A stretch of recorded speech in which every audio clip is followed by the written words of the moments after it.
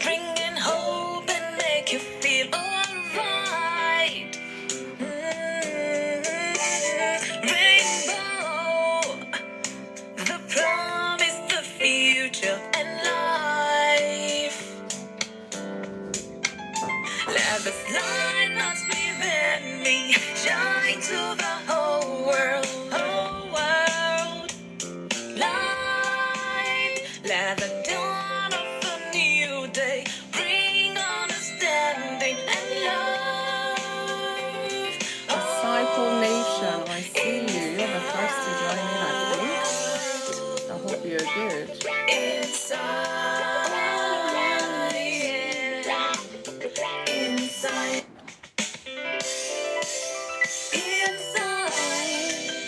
bringing hope and make you feel alright. Happy Thursday. I hope you're good. Rainbow, the promise, the future, and life. Let the light that's within me shine to the whole world, whole world. Light, let the dawn of a new day bring understanding and love. Oh, inside.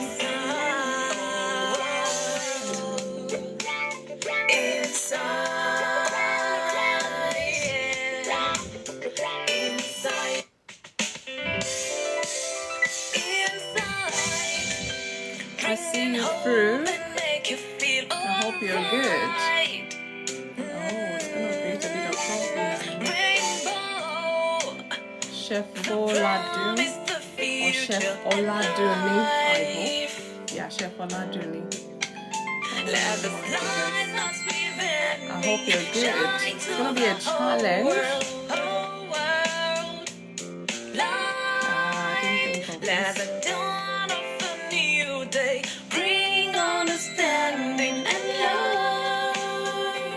Mama Omotola, I see you. Thanks for joining. Happy Thursday. I hope you are good. Please help share this live to your friend. Gabriel Okafo, I see you. You are welcome. Let's keep sharing. It's an interesting topic today. The one that, couples shy away from talking about. Hey, Phil. Right back at you. I hope you're good. Happy Thursday to you. I hope your day and your week has been good. Yeah, I'm a bit tired, I must say, but I got to do what I got to do. Sarah, thank you so much. I see you. I pray for grace, strength as well. Yeah. It's been a long week. I need your prayer, man. Oh, we all do need prayers. As our faces are different, so are our needs. And my prayer is that God would answer us according to His will for us all. In Jesus' name, amen. Yes, I hope you're good. I mean, maybe I should preamble it, but just know that whatever it is you're going through, and as I'm talking to myself as well, God is in control. So we have to learn to trust God to direct us so we can have peace of mind. Busy brain, I see you. Thanks for joining. I hope you're good. Happy Thursday to you. So yeah, through, hold on tight, keep trusting God. Do the needful, because for every prayer we pray, we must take, some actions. And actions, with prayer will definitely get a positive reward in Jesus' name. And we might just need a bit of patience, because sometimes God is working things out for us. So for us, it's like nothing is happening, or we feel so overwhelmed. Gloria, I see you. Thanks for joining. But all the same, times are a bit challenging for, some people. And some people might feel this is the best time of their life. So season come, season go.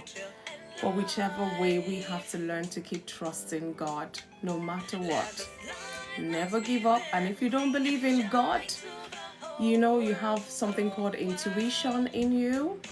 I mean, I will recommend Jesus in case you don't know Jesus. I know you have this intuition in you. What is your gut telling you to do or not to do?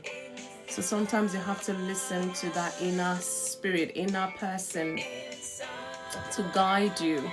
Because sometimes when we overthink things, we're not sleeping right. Sometimes we're not even eating right. And we're just in a state. I do get it. But one thing that I know is that this too will pass. It's just a matter of time. So that time may seem very long.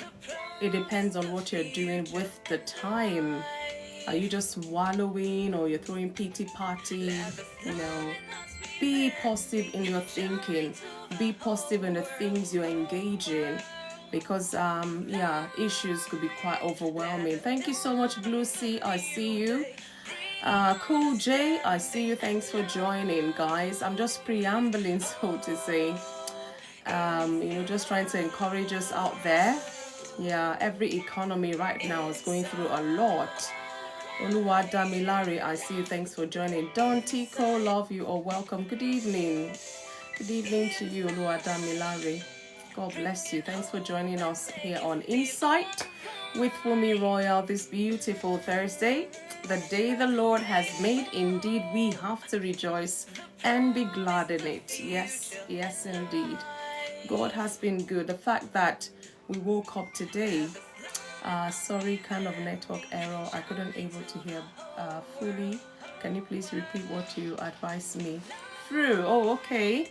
Now I've said a lot of things really, just encouraging us generally. Sometimes some people might say they don't believe in God. It's fine. But we all have what is called intuition in us. What is your gut telling you to do?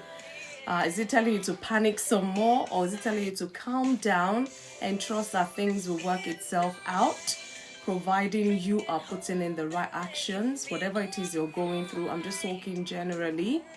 But don't give up on yourself. Don't give up on life. Don't give up on, if it's a goal or an achievement you're pursuing, and it's just like, it's kind of difficult. You're not seeing the success out of it. Yeah, maybe it's not time, but with time, everything will come to fruition. Just know that God is on your side. And if you believe God, all the more. Because sometimes, like I said, God is working things out for us, and we need a lot of patience. Just keep thanking Him and praying and praising Him through the waiting period. Because sometimes when we pray to God, we always want God to say yes, yes, yes, yes. God may say no for a very good reason, because He is the Alpha and Omega. He knows the beginning from the end. So when He says pause, when He says wait, when He says stop, you just have to obey, because He's working it out for you. Sometimes we struggle. Yeah, even some of us with faith, we struggle. Oh, thank God for the Holy Spirit. Thank God for the Word of God. And thank God for, my Christian believer friends, my family. So do you have people around you you can rely on at this time? That matters a lot, because sometimes people around you, they're even draining you some more. So you have to be mindful of the friends around you, family around you, anyone around you influencing your life. If it's not a positive influence, I will cut off for now, really. Yeah, well, through, I pray that God will meet with you at your point of need, and God will, act speedily on your behalf.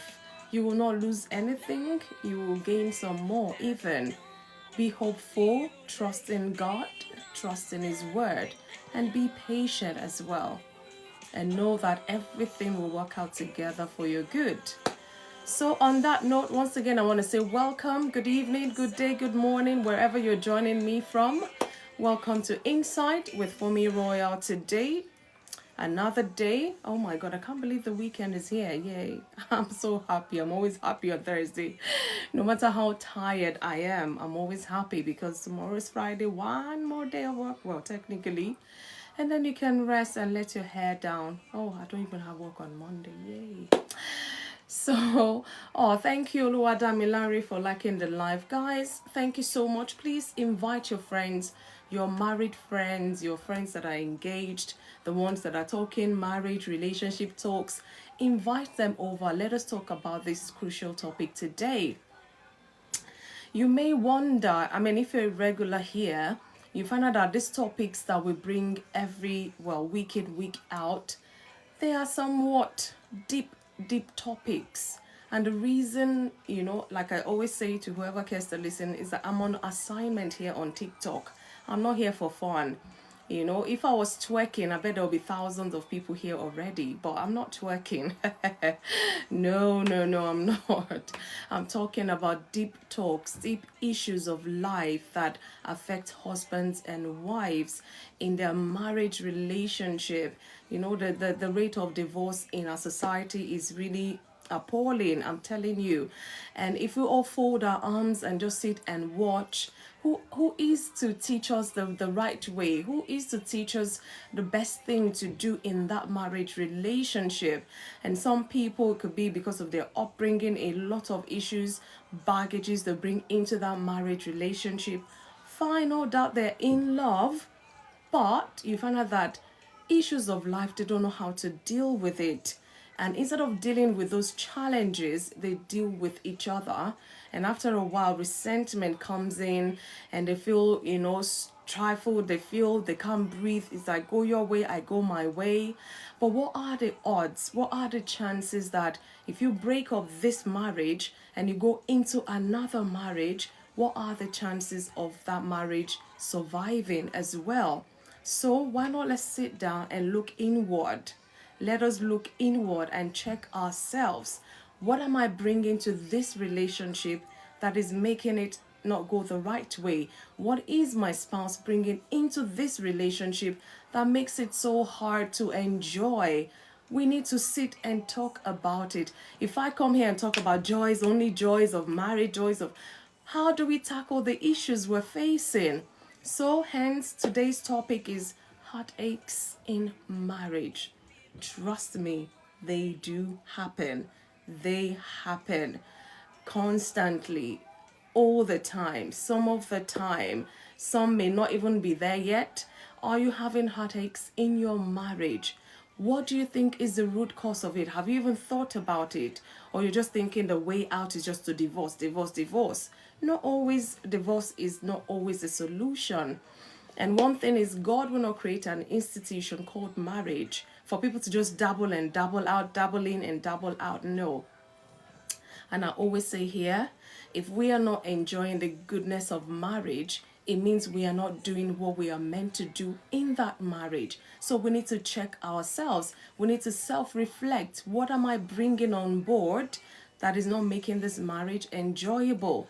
And I'm not here to talk at anyone. We're just here to, talk with one another like brothers. We'll talk with brothers, sisters, we'll talk with sisters. Let us sit and talk about these things. You wonder, there's always heartache in this relationship, in that relationship. Are people really talking genuinely, openly, and honestly about issues they're facing in their marriages? Or everybody's just being silent, you're walking on eggshells, you don't want there to be an explosion. But I tell you, one day there will be an explosion and it may just go out of hand because things have been bottled up for so long. And it's like you can't take it anymore, your spouse can't take it anymore. Okay, that's it, I'm done. Meanwhile, when you notice certain changes or challenges, the moment you notice them, you should start talking about them before it becomes a big mountain that is so hard to move. I don't know why I'm going in this direction, but all the same, it's part of what we do here on Insight. And I always say, let's follow one another. Let's share this live to your friends, anyone you know, all your followers. Follow one another. Help, just keep tapping so that others can come in and maybe hear some home truth and do something about their marriage so they can enjoy it. Marriage is not for boys and girls. I always say this. Marriage is for a mature man, a mature woman. One husband, one wife, as God intended. So I'm going to go into our topic for today. heartaches in marriage. Yes, it does happen. Heartaches in marriage. Guys, I'm at home, so if you hear voices and pots and pan clinging, clanging, my folks, they're at it. So I do apologize if it's kind of interfering, but I want to believe you can hear me loud and clear. If you can hear me clearly, please give me a thumbs up so I carry on. But thank you so much for joining in. Please help share this live to your friends. Can I see one thumb up? Just a thumb up. A13, I see you. Thank you for joining. Millie B, I see you. Thank you for joining. If you're hearing me loud and clear, please give me a thumbs up so that I know you are hearing me clearly. Otherwise, okay, I can hear, I can see. A13, thumbs up. Can you hear me? Thank you for the heart to me. Can you hear me? Thumbs up, please. Yeah, thank you for the gift, A13. I appreciate you. I hope there's light in your city now. I know these things do happen. You hear of them, but sometimes it does happen close to you. Okay, I want to take it that you guys are hearing me. I'm going to carry on. So let's look at heartaches in marriage. Let's understand it. How can we cope and how can we heal from it as well? We all know that marriage is a union built on love, trust, and commitment, but it is not immune to heartaches. It will happen at some point in time. It might be intense, it might be on a surface level, but heartaches will happen in that marriage relationship, except husband and wife are still pretending to one another. So every couple, regardless of how deeply in love you are, you will face challenges that that will test your relationship for one another. It will test that relationship. It will test quite a number of aspects of that relationship. Heartaches in marriage can stem from miscommunication, can stem from unmet expectations, betrayal, financial struggles, lack of intimacy, or even emotional neglect. There's so many reasons why you may feel or experience heartache in your marriage. So these painful experiences can shake the very core foundation of your marriage, leaving both partners feeling hurt, disconnected, or even hopeless. When couples feel so hopeless in that relationship, they're like, let's call it quits. We've tried, we gave it our best shot, but it's not working. But then let's try one more time. Has that been a song on your lips? Let's just give it one more trial. Let's see. Let's put in all we've got and see whether it will work. That should be the spirit when you talk about marriage relationship. However, heartaches in marriage do not have to lead to the downfall of the marriage. So with understanding, intentional efforts, faith, healing, couples can indeed overcome difficulties. Even they can strengthen their bond as well, stronger than ever before. If you can overcome challenges as they come together, not fighting one another, if you can overcome whatever challenge together, definitely it will strengthen your bond. Elizabeth Love, I see you. Thanks for joining. So today we'll be discussing so many aspects of this topic, heartaches in marriage. We'll look at the common causes of heartaches in marriage. We'll look at the emotional and the psychological impact, because it does have such impact on both couple, and we'll look at how to cope with it in our marriages if we're experiencing it. And again, every Thursday we always talk about this communication. We'll look at that, the bridge to healing, because if you don't talk about things, you bottle it up, you cannot heal. You have to say things out, you have to let it out, let it go, so healing can take place in your heart.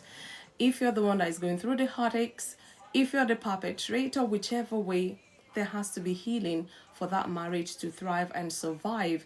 Again, we're going to look at forgiveness and rebuilding trust, the role of faith. I'm a believer. The word of God says a lot about marriage relationships, so I always refer it to the Bible from time to time. So we'll look at the role of our faith and spirituality in terms of healing from such heartaches. And then we'll look at when to seek help and professional support in our marriage relationship when we have heartaches. Don't just feel, oh, I'll use the medication and we'll be fine. Not all the time that works. So we have to make sure we do what works so that we can enjoy our marriage relationship. Thank you so much, A13, for the liking. Let's keep tapping. Thank you so much. And let's keep sharing as well to our friends. So let's break it down some more. To give it a bit of understanding. So let's look at the common causes of heartache in marriage. There are so many, like I said, I cannot begin to mention all of it, but I'll just mention a few and maybe some of the most common ones. And you and I can reflect. As I give this talk, I always say to everyone listening, just keep reflecting. If you're in a marriage, if you're planning to go into a marriage, if you're in a relationship even, and you're planning to get married, these are things you need to consider. In that courtship, in that dating, is this person giving you heartaches already? Don't just ignore it and say, oh, I'm in love. Love is in the air. When that love fades, if care is not taken because you're not attending to these heartaches I'm going to mention, then what is left of that relationship? What is left of that marriage? So let's look at some common causes of heartache in marriage. Heartaches in marriage can arise from various challenges, like I've said, that couples will face. Some of them are common, some are, like I said, but I can't mention all, but I mention a few. Kamika, I see you. I want to believe I pronounced that well. Thank you, Mila, for Christ. You are welcome. I hope you're good. So the first one, the most common, first one is lack of communication. Lack of communication, because when communication breaks down, you're breaking down your marriage as well. You're not building, you're not growing that marriage relationship. So that can be a major cause for heartaches in a marriage relationship. Misunderstandings and unspoken expectation. Yeah, good evening, Mila. It creates distance between partners. When you're not talking, you find out that people start drifting apart, not expressing emotions, not expressing your desires or concerns. It can lead to resentment. Or you might feel, oh, you're giving all of this, your spouse is not giving back, and you're just all over the place with them. You've tried to talk, they don't want to talk. And for me, oh, I hear you, open communication, all that, I've heard it before, I've tried, but my spouse doesn't just want to hear about it.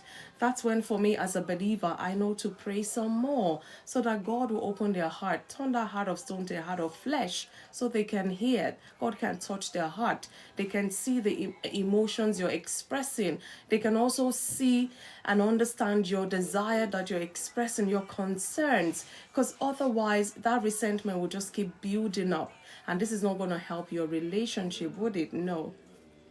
Again, another cause is unmet expectations.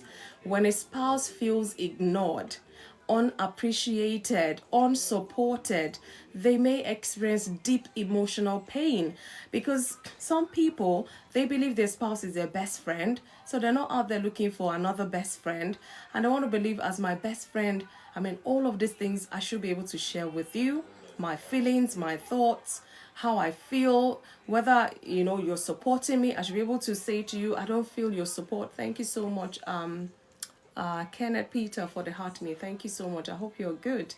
Happy Thursday to you. You're welcome. So when your spouse feels ignored, when they feel you don't appreciate them, when they feel they're doing stuff you're not even supportive of them, they would experience emotional pain. And this is heartache. Number one, heartache. You don't want to be the reason why your spouse is having heartaches, Expectations about each other's roles, responsibility, or affection that are not met can lead to disappointment. If I feel, these are things you have to talk about.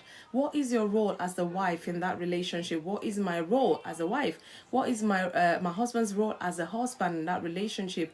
If I feel he's not meeting up to his expectations or to our expectations, I should be able to sit him down and talk to him about it. And the way I approach it too matters a lot, because I don't want to be like pointing fingers Of course, you might highlight one or two things or whatever it is, but how you present it will matter a lot, because no matter what they say, the truth is bitter. Nobody wants to hear it, but then nobody wants to hear it. Are we not going to say it? We have to. Darlene, I'll see you. Thanks for joining. So, know each other's expectations, responsibilities, and affection towards one another is met. Otherwise, it will lead to disappointment, and this will lead to heartache. Again, this one people shy away from talking about, but always dare us here on Inside to talk about it. Infidelity or betrayal, emotional or physical affair, it breaks trust and causes intense heartbreak, intense heartache. Sometimes some couple or husband or wife may not really recover fully from this because of the intensity of their love for their spouse. And then when they feel betrayed, with infidelity, it caught something deep down in their soul, and it hurts so badly. The heartache, honestly, they feel pain in their heart. Literally, they do. So betrayal in any form, whether financial, emotional, or physical, can damage intimacy, and this can cause heartaches in a marriage relationship. And that's just how it goes. So we need to be mindful. How do we treat our spouses? What do we do in that moment of madness? Are you still in control of yourself? Are you a disciplined spouse? Are you faithful to your spouse regardless of what is going on in your relationship? Would you just say, oh, because that time we're not talking to one another, that time if I were living in separate rooms or whatever, and then you go and commit adultery or whatever it is, fornication, whatever, and then you're using that as an excuse?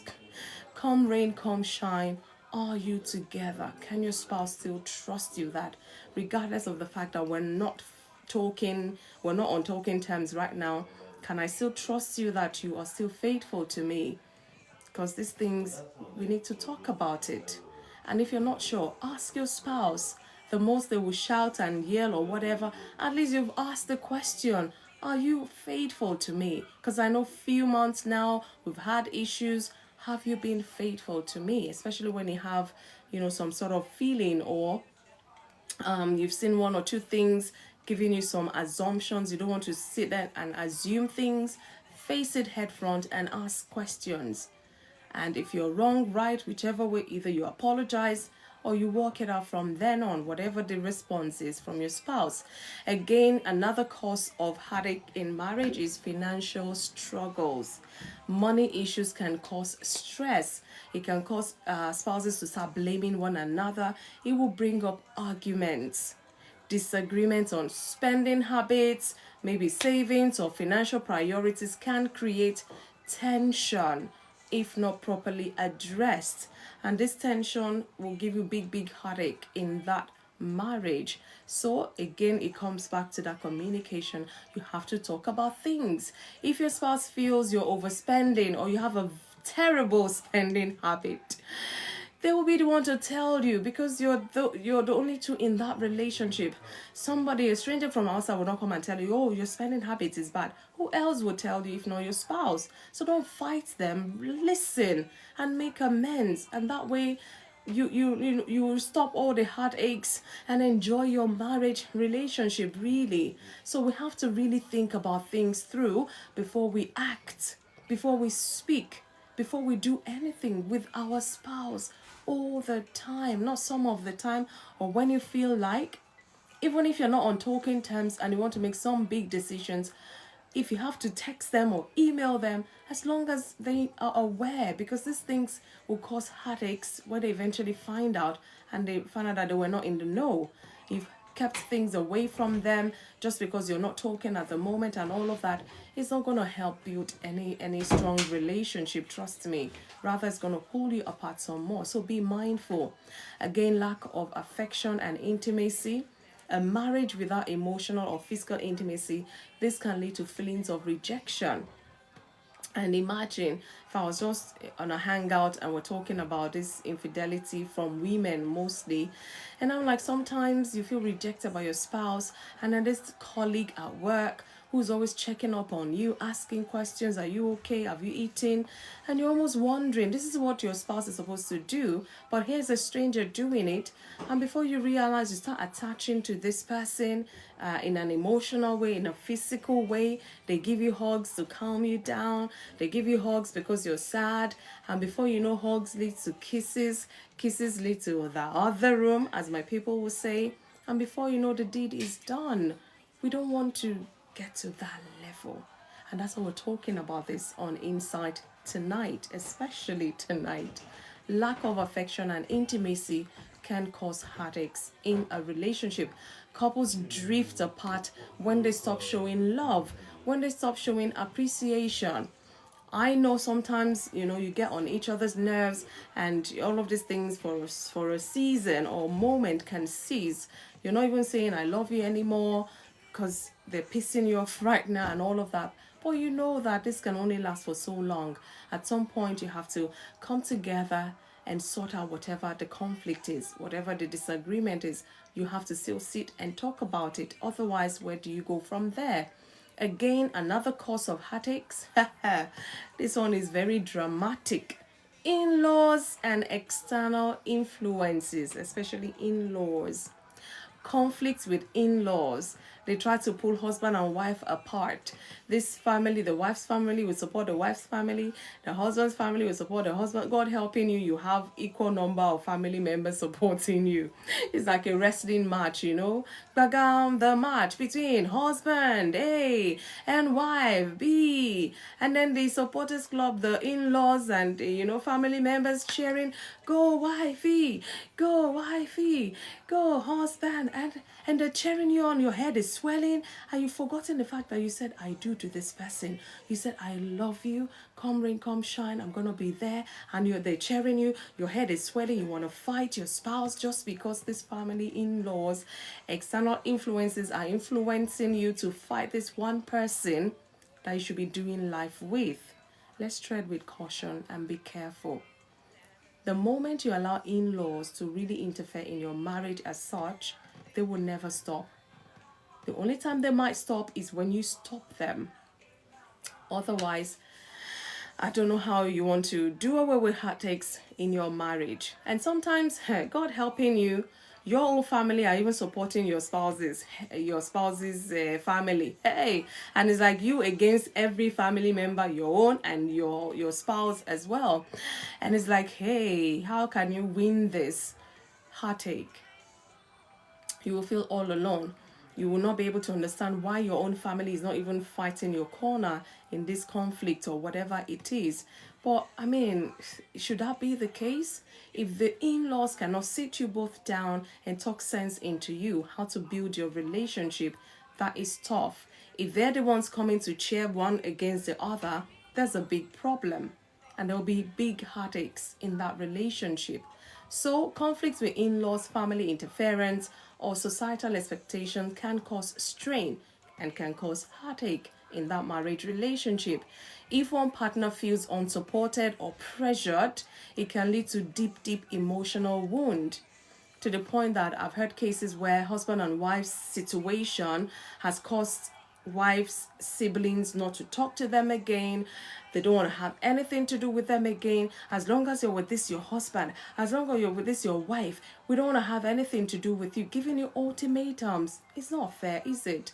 But if you let them, if only you let them, don't let anyone pressurize you in your marriage relationship just because things are, challenging at the moment. So be careful. Again, let's look at disrespect and lack of appreciation. This can cause heartaches in marriage. Criticisms, belittling, or dismissing each other's feelings can cause emotional pain. Most especially women. Women are emotional breed, you know that. It will cause heartache. Some little things sometimes will give us headaches, heartaches, all aches, body aches. Oh, I don't know how God created us, but God helping us. If we don't take hold of our emotions, it will take hold of us. Dabira, I see you. Sam, I see you. Thanks for joining. So feeling unvalued, unheard leads to emotional detachment and this leads to heartache in that relationship. So it's very crucial that we try to hear, listen, not just hear even, because you can hear without listening and you can be listening without hearing. Let's combine the two together. Hear them and listen, or listen and hear them, so that things can be addressed effectively and adequately, so we can enjoy that marriage relationship. So let's look at the emotional and the psychological impact of heartaches in marriage. Getting deeper and deeper. If it's too hard for you, get a cup of tea or get a juice or something and sit. Because like I said, dear, we talk about these issues here on Insight, and a way out. We'll not just address the issues, but how do we overcome? So sit back and let's go deeper into this talk today. Heartaches in marriage do not just affect that relationship, okay? They deeply impact an individual's well-being, the husband's well-being, the wife's well-being. It does deeply impact each person. The more reason we cannot shy away from talking about things, because talking therapy these days, it works. Before you even go and start, putting money for professional therapy session, sit and talk therapy. Do it with your spouse. That way, at least you're talking. Even if one spouse doesn't want to talk as much, one person has to initiate. One person has to be the bigger person. So let's look at the emotional effects of heartaches in terms of emotional and psychological impact. Let's look at the effects the emotion would have. You're talking about sadness and loneliness, because the moment there's heartache in that marriage, these are things you will feel. These are things you would experience. You feel disconnected from your spouse, and this can create loneliness. And before you know, you're drifting apart and you're attaching to a stranger or somebody else instead of your spouse. So we need to be mindful. The effect of these things could be grievous and can lead to divorce or separation as well. Again, frustration and anger. Unresolved conflicts can lead to bitterness and resentment in that relationship. You just find out that before you talk, this spouse has gone that way, they are beginning to resent you. And this is giving you heartache. It's even giving them heartache as well. So be mindful that all your frustration, your anger, unresolved conflicts does not lead to bitterness. Talk about it. Say it out. Let them shout. Let them do whatever. At least you've said it out, because they've heard it. They cannot unhear it. So they will have to do something about this. Again, low self-esteem can be another factor, another effect. When a spouse feels unappreciated, they may start doubting their worth. They may feel, am I even worthy to be a wife? Am I worthy to be a husband? And they start feeling, those are effects of the emotional and psychological effects it can have on spouses. And we don't want to be the cause of this where our spouse is concerned. Dee, I see you. Snoozes, I see you. Thanks for joining. Is it Nana Baptist? I see you. Thanks for joining. So let's be mindful. Again, let's look at the psychological and physical effects heartaches can cause. I'm telling you, stress, anxiety, constant argument, and emotional pain can lead to mental exhaustion. You will just be tired mentally. The moment your spouse is, maybe you hear their car horn or whatever, you'll be like, oh God, oh, not again. And they just want to get out and vamoose. Before they enter, you don't even want to see them, because the heartache they're giving you right about now is just unbearable. You cannot bear it anymore, so you don't even want to be in their presence. Imagine. Why do we let things get that bad? I know things happen. Situations occur, but for how long do we want to be in that state? Thinking we're enjoying marriage? Obviously not. So stress and anxiety, be mindful how you handle that, because it can literally exhaust your partner or your spouse mentally, mental exhaustion, and they keep running away from you, keep drifting away from one another. Again, the psychological and physical effects, you're talking about depression. A struggling marriage can cause hopelessness and sadness, and that's just the truth. Some people, and the funny bit is, you might even have people around you who are envious of your marriage, and yet you just want to throw it away. They wish they had somebody they can even fight with, but they don't. And you're fighting, you don't even want to stop, and now your spouse is almost in that state of depression because of the heartaches you're giving them. Let's be mindful that we're not the one contributing to our spouse's hopelessness in that relationship. Again, physical health issues, heartaches can manifest in many ways. Headaches, constant headaches for no reason, lack of sleep. You can't sleep because your heart is heavy, your heart is aching. Some people even develop high blood pressure. Some is just fatigue. They are tired because of the heartaches they're experiencing in that marriage. God will help us all, really. There's so many, but I'm going to stop there for now because I want us to look at how to cope with heartache in our marriage. We have to look at this. It's very crucial. It's one of the reasons we're here, because we can't just talk about these heartaches and not find a way to cope or to manage or to address it. It's very important because this is the only way we can enjoy that marriage relationship. It's very crucial. Or that relationship, a courtship or a dateship or whatever ship you're in. These are things you need to look out for and talk about, because sometimes our spouses, the way of life, they don't even know any better, and nobody has ever addressed such situation with them, so they don't even know. And you, that you're the one who have seen this thing, you're supposed to address it with them, you're keeping quiet, or you don't want to hurt their feelings, you don't want to you just love this cozy environment, but you're hurting, your heart is aching. How long do you want to do that? Because if you don't address it in your courtship, in your dateship, you will address it in your marriage ship. Whatever ship you're in, you would have to talk about it. So, how to cope with heartaches in marriage? Heartache in marriage can be overwhelming, okay? But choosing to face it with maturity and faith really can lead to healing.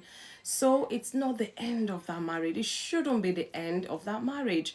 I mean, if we were to conduct a survey right now, you'll find out that almost, if they're being truthful anyways, everybody has faced heartaches at one point in time in their marriage or the other. You know, some are going through it, some just overcame it or overcome it or whatever way, you know, and some are entering into it and they're like, oh, we've never experienced this before in our marriage. Well, there you go. There you go. Faith Thomas, I see you. Thanks for joining. So, should we allow that to just split us apart? Should we allow it to break this marriage we've worked so hard to build? No. That's why it really hurts so much when I see couples who's been married for 30 years going their separate ways. Boy, I can never understand. You put up with something for 30 years. You've managed it. You've worked at it for 30 years. You probably have another 30 years to go or less. Why not just stick it through and keep talking? Whatever you've done that has made it work for 30 years, keep doing it. Do it some more. Because marriage is not for lily-livered people. It's not for cowards. Yeah, if I can put it that way. Strong words, but that's the reality. If you're not ready for it, mentally, emotionally, physically, don't go into it. Spare that woman the heartache. Spare that man that heartache. It's not worth it. Some people, they were so okay when they were by themselves, and now they're in this relationship and it's like, my God, somebody's hitting them with hammer, something like that, you know? And it's like, what am I doing in this relationship? But it shouldn't be like so. It shouldn't be like so. And that's why some people fear going into marriage, because of their experiences of relationship. It hasn't been good. It's been from one heartache to another, from one depressing state to another in relationships. So it's like they don't want to hear it anymore. I do understand, but that's not God's intention for marriage. So we have work to do. Best roll up your sleeves right now and know that we have work to do. My spouse must enjoy this marriage. My husband must enjoy this marriage. My wife must enjoy this marriage as much as it lies with me. Are we going to see eye to eye all the time? No. I'll be lying to you if I said yes. Of course not all the time. But this is where communication again comes in. Talk about things that are not working well. Talk about things that is giving you heartache instead of bottling it. Talk about it. So how do we cope? First, you have to acknowledge that pain. It's very, very important. If you don't hear anything else, hear this. You must acknowledge that heartache you are feeling because it's coming from your spouse or from you to your spouse.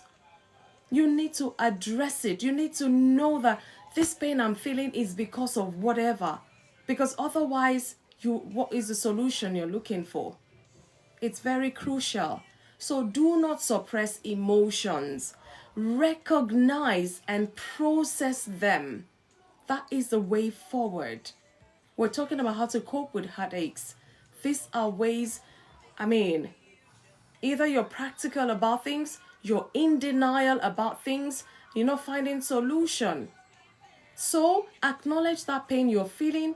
Don't suppress it. Recognize it so that you can process it.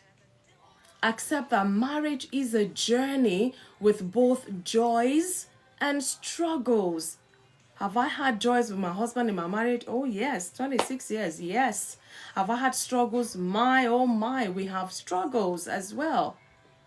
And we may have overcome one. I don't know what lies in the future, but we're hoping that we overcame them. We would overcome whatever comes our way. We have to be intentional about making sure that this marriage works. That's why we came into it. Of course, we'll feel all of these joys, struggles, challenges, conflicts, whatever. It's part of the package. Don't say, oh, it's not going my way, I'm out. You get attached to somebody else, oh, it's not going my way, I'm out. How many outings do you want to out before you realize that, no, I think I need to work on myself? Otherwise, you're just wasting people's life, their energy, their resources, because you haven't dealt with the pain. You haven't recognized what needs to change. You haven't done anything about it. So how else can we cope? Express your feelings honestly. Does your spouse want to hear it? Maybe not all the time. Are you going to say it anyways? Yes, all of the time. Otherwise, we're kidding each other. We're toying with each other's feelings and emotion. Or I'm just going to say, everything is fine. I'm okay. But I'm hurting. My heart is aching. And I keep saying, I'm okay. For how long do you want to keep pretending? Express your feelings honestly. Talk openly with your spouse about what is hurting you. Because that's the only way they can hear it and even know that is hurting you. Because they're not mind readers. Sometimes everybody's just in a world of their own and we're sitting down there assuming my spouse should know something is wrong. My spouse should know they've done something wrong. Hello? They're thinking of 1,000,001 other things. Unless you say, my dear, look, this is hurting me. This you have done. This, if you don't say that, they will never read your mind to know. Title Man, I see you. Thanks for joining us here on Inside. And avoid blaming. Instead, focus on how you feel and what you need. Just say it as it is. Let them go about the solution the best way possible or talk about it together. Oh, my dear, I hear you. So if I do this, would that help? No, that will not help. Okay, what will help? Tell me so that I can see if it's something I can do as well. And then they tell you, you're like, that's a lot hard. But you have to give me time to adjust to this thing you're demanding or asking or whatever. Be patient with one another. Say how you feel and help them understand how you feel so that solution can come from both of you or from them. And again, focus on self-care. I will say this. It's very important. The fact that I'm in that relationship with you does not mean I should neglect myself. Because heartaches can be caused by me as well. To me. In that relationship, I'm not looking after myself, I'm not doing what I'm supposed to do, and yet I want my spouse to look after me and all of that. I'm not looking after myself. Possibility is I'm not looking after him. I might be wrong, but possibility, there is a chance there. So focus on yourself. Look after yourself. Are you okay mentally, physically, emotionally, spiritually, intimately? All of the leads you can think of with your spouse. with yourself as well. Because if you're not emotionally okay with yourself, you will find everything wrong with your spouse. Everything will be, because all of the feelings is coming from what you're feeling towards them or from them. So engage in activities that bring you peace and fulfillment as a person, as a husband, as a wife. Don't put everything on your spouse to sort out for you. Oh, the totality of my happiness, it lies in on my husband. The totality of my happiness lies on my wife. Hello. They are somebody's child. Don't kill them. Okay? So you have to do some things for yourself.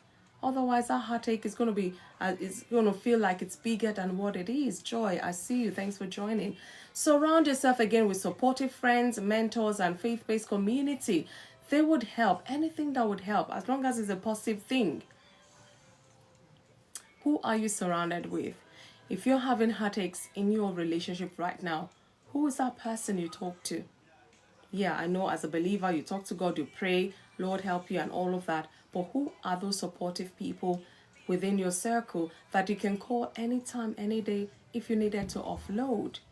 If you feel right now it's too sensitive to speak with your spouse or whatever, is there anyone in your life? Check. If you don't have one, there you go. Those are things you need to work on.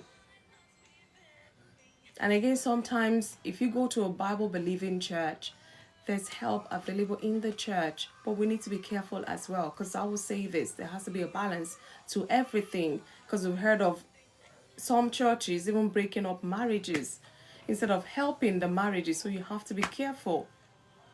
Be careful.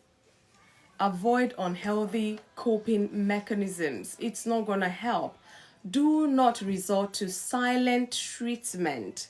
By being silent, your spouse will never understand what is going on with you. Or your way to cope is to revenge. Your spouse hurt you, you haven't told them, you haven't talked about it with them, and you decide to go and do the same thing. Revenge is not a good coping mechanism. Or emotional withdrawal. Maybe most women are guilty of this. When you feel that heartache, you just withdraw. Any emotional, mishy-mashy, whatever, you just don't want to participate because you're hurting and you're not talking. Or you're hurting, you're talking, you feel they're not hearing you, you just cut off emotionally. So avoid seeking comfort outside of your marriage as well in ways that could worsen the situation. Just like the church one I mentioned. You know, sometimes you ask a third party that you can't really vouch for to come in and help you lot, and guess what? They even separate you some more.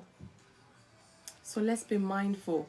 But whichever way, think of positive coping ways, not unhealthy ones, that would even add more to the heartache. So be mindful.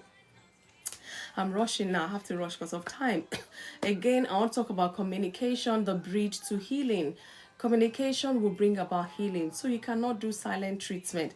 You cannot do let's keep malice. You cannot do a room or the other room to the other room or whatever. You cannot. So communication will help you to bridge that healing that you require so that you don't keep having those heartaches. Good communication is the key. I've overemphasized this today, but I'm still going to say it again. Good communication is key to overcoming that hurt and misunderstandings, those heartaches in your marriage. Hi, Leslie. How are you? I hope you're good. Happy Thursday to you. Thank you so much for all the people tapping. Oh, we've taken it to 10K. God bless you. Thank you so much. I really appreciate everyone for doing that. Thank you. And those who sent a heart to me as well. Thank you so much. Thanks for the heart to me. Again, active listening. Guys, not just listen. At least you see that you're paying attention, you're listening. You have to listen actively. And look out for what needs solution in whatever your spouse is saying. Focus on understanding your spouse rather than just responding. Because they're talking about the heartache you're causing them, and you're like, oh, but you started this. You can't wait to fight them back. No. That is not the solution. That is not the right approach. Just even let her be in that space. Even if it's not true what you think they're saying, give them the benefit of the doubt to say how they feel. They're the ones feeling it, not you. So, can you actually ignore that? Thank you so much for the heart to me, Leslie. So focus on understanding your spouse rather than just responding, I know she wants to talk, I'm ready for her. Hello. Some men, sometimes they behave worse than women in these matters. Again, validate their emotions instead of defending yourself or dismissing their concerns. This is a concern, it's giving them heartache, and they're trying to bring it to your attention because you are the one they're in the marriage with. Who else would they go talk to? If they go talk to somebody, whoever they're talking to will still ask, did you tell them? Did you say it to them? And it still come back to you. So try to even validate what they're feeling rather than thinking of how you want to defend yourself or just dismiss whatever their concern is. It's not going to help build any strong relationship, not even a courtship even, or whatever dating. Everybody might as well go their separate ways. Again, speak with love and respect. Hey, you say, Fumi, the thing is hot, very, very hot. Love and respect, kwa. Hey, no, I will give him my peace of mind because I've been doing love and respect. It doesn't seem to be working. You see me doing this attitude, you start bringing the attitude and like, I will give him, I will give her. This woman, who does she think? Hey, who does she think she is? And you still go upstairs and lie down on the bed together. Let's love and respect one another. Respect yourself, sir. Respect yourself, ma. Avoid yelling. Sometimes you have to yell because you feel you're not heard. So your voice keeps going up. And the more your voice goes up, their own voice too goes up. Before you know, some people start insulting one another to the point of insulting your parents, your siblings, and all of that. You know, you criticize each other and all of that. But let's be mindful. That's why we're talking about it. Like, guys, I always say, as I'm talking to you, I'm talking to myself. Because once upon a time I was here, I'm like, when I talk gently, it's like my voice is soothing him. Hey, I best yell and shout. He would hear me. And then that was almost becoming a way of life. And I started resenting myself. Like, anybody, I'm talking and it's like I'm yelling. I'm like, no, this is not me. That means there's something I'm not addressing. I don't want to yell. Some would say, these people from this culture, if they don't yell, they have not spoken. I don't want to be like that. Because when I yell and I'm speaking, and when I'm not yelling and I'm speaking, it's still these words that will come out from my mouth. So I need to learn to control my yelling, so to say, my temper. Okay? Avoid such so that it doesn't even get to when you guys are insulting one another because the argument is so heated up. Use gentle and constructive approach. Now, I'm doing this in my own marriage as well. Sometimes I keep quiet. When I said something and I feel it's not heard, I say it in another way and I feel it's not heard, I just keep quiet. Until I hear, oh, is this what you mean? I say, okay, so they process what I've said. Because if I say, can't you hear me? I've just said it now. I said it again. They're not even processing it. The ones that they've heard has flown out of their head. So I just keep quiet. I'm like, wait for it. As always saying, wait for it. Oh, do you mean this? Is this what you're trying to say? And I'm like, no. I'll say it again. And then when I feel I'm yelling, I just keep quiet instantly. But you were saying something. I don't want to get to that yelling point. These are practical things that has worked for me. It's still working. I'm still work in process myself. So avoid such. Please be mindful. Express needs and desires clearly without attacking your spouse. Because everybody, this mind, you're in your mind, they're not in your mind. How you process things is different from how they process things, and you want them to process it the way you are processing it. Sometimes it happens that way, but most times it doesn't. They'll have to process it in their own way till they come to your street. And you're like, oh, we're on the same street, yes. And sometimes they're still on the other side of the street, and you're still on the other side of the street. It might take time. That's why communication should not be broken down at all. Please, express your needs, your desires clearly and without attacking your spouse. That way you you get more effective listening from them and action from them. Dalat, I see you. Thanks for joining. Nadine, I see you. Set aside time for heart-to-heart conversation. This one, most couples are guilty of. Heart to heart, not surface level talks. Deep conversation that would shake something on the inside of you. Because we don't do those talks now and you leave things to pile up, it will be so hard to go there. Eventually, it will be so hard. Your mouth will be heavy, your heart is aching, and all of that. It will be so hard. So before you make things so hard for yourself, be careful. Talk. Set time aside. Say, do you know what, today? Or set it even like a date. You might go out to a park somewhere in the evening, or about afternoon, evening, and sit and talk. Talk about things, deep things, not just surface level, because you're in this marriage till life, for life, till death do you part, or whatever it is, and issues will not stop happening. Therefore, communication should not stop happening. Schedule time to talk and reconnect, especially if you've just gotten over a conflict. You need to do some gymnastics quickly to make sure the gap that has been there is closed. So you really need to reconnect with your spouse. How? Schedule time together. Do things together.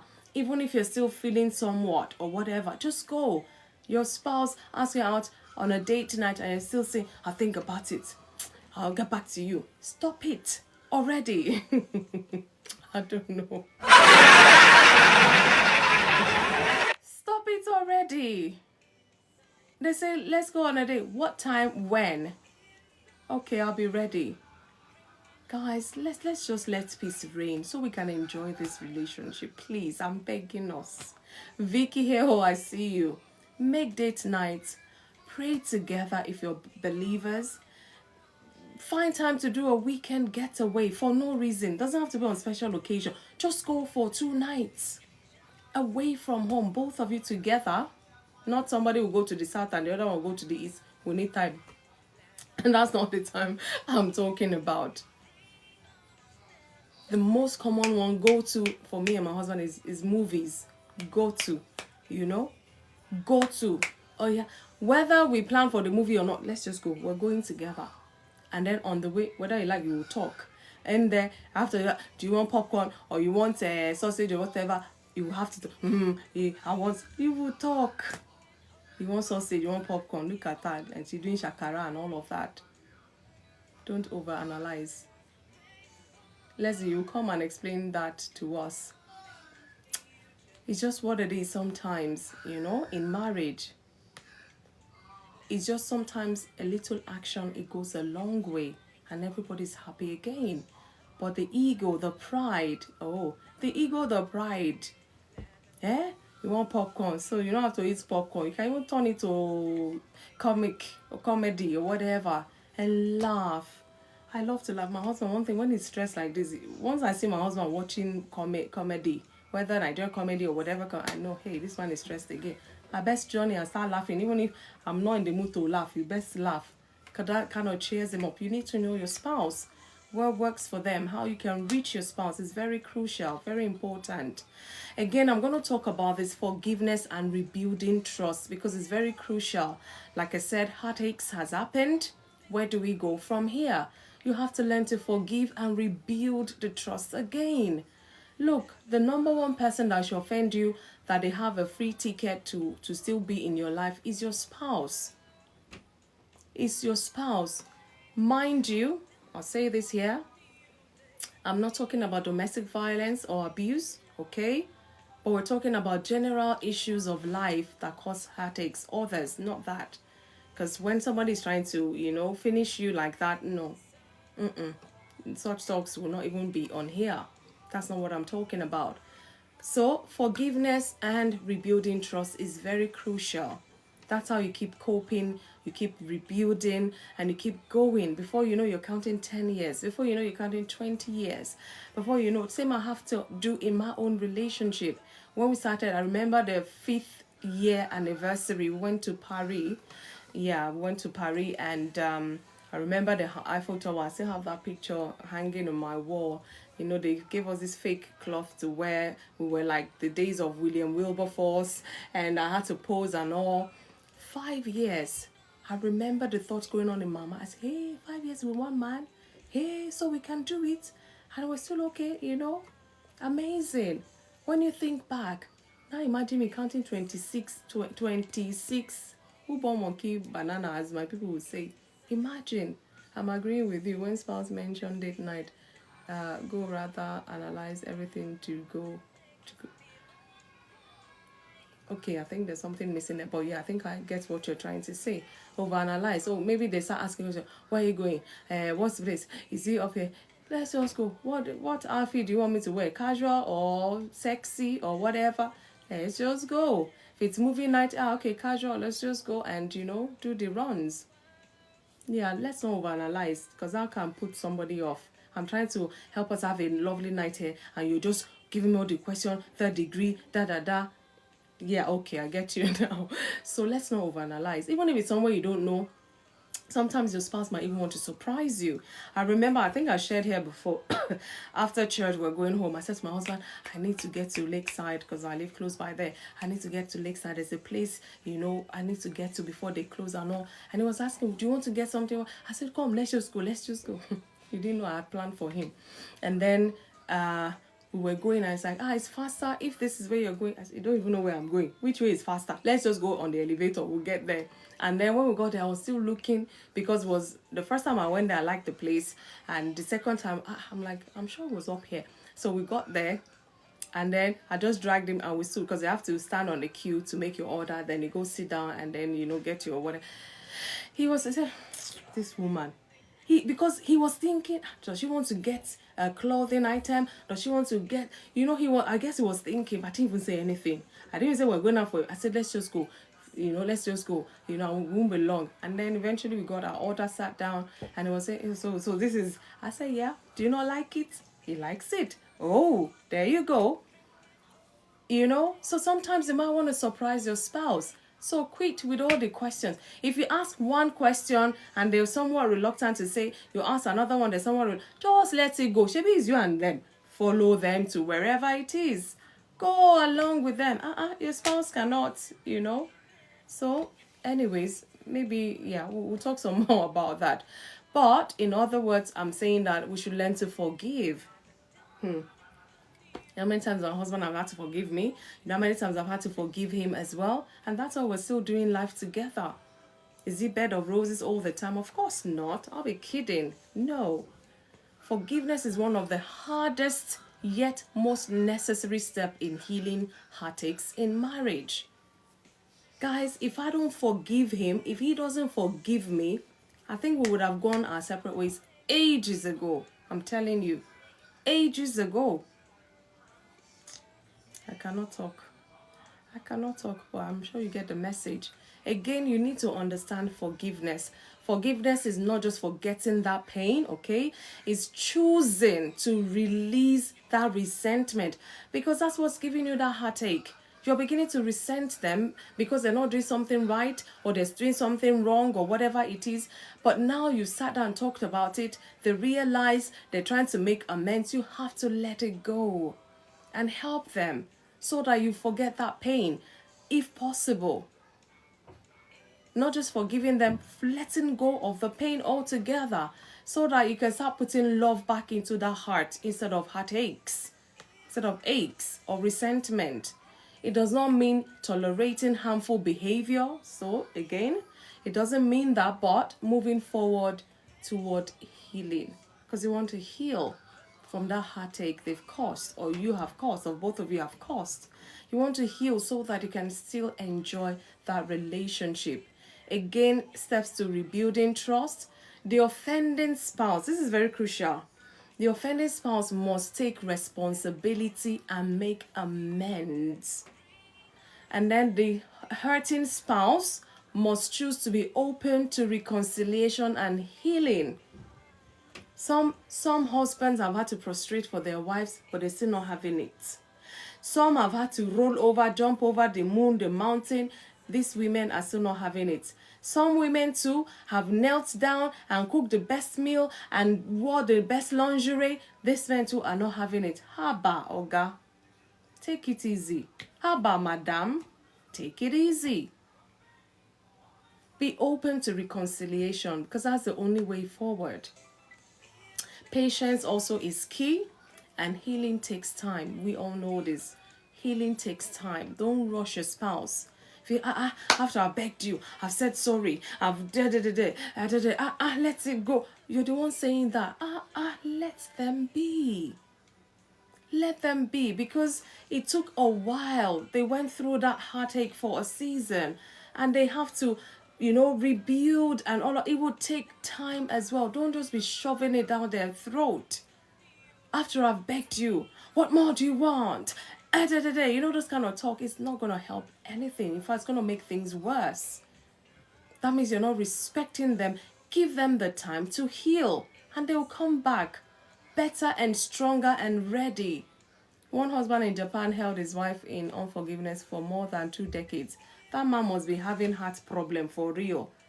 I'm telling you, his high blood pressure will be over the roof. There's so many things that all it takes is your mind, just letting it go. Your heart, just letting it go. I love this person. Of course they've hurt me. I understand. They're not perfect. Neither am I perfect. But I still love this relationship. I want things to work. Lord, I will call on God. Help me to let go. Melt my heart. Because I really love this person. Give me the grace to make it work again. Rebuilding, it takes time, patience, energy, tolerance. Let us have all of these things in us.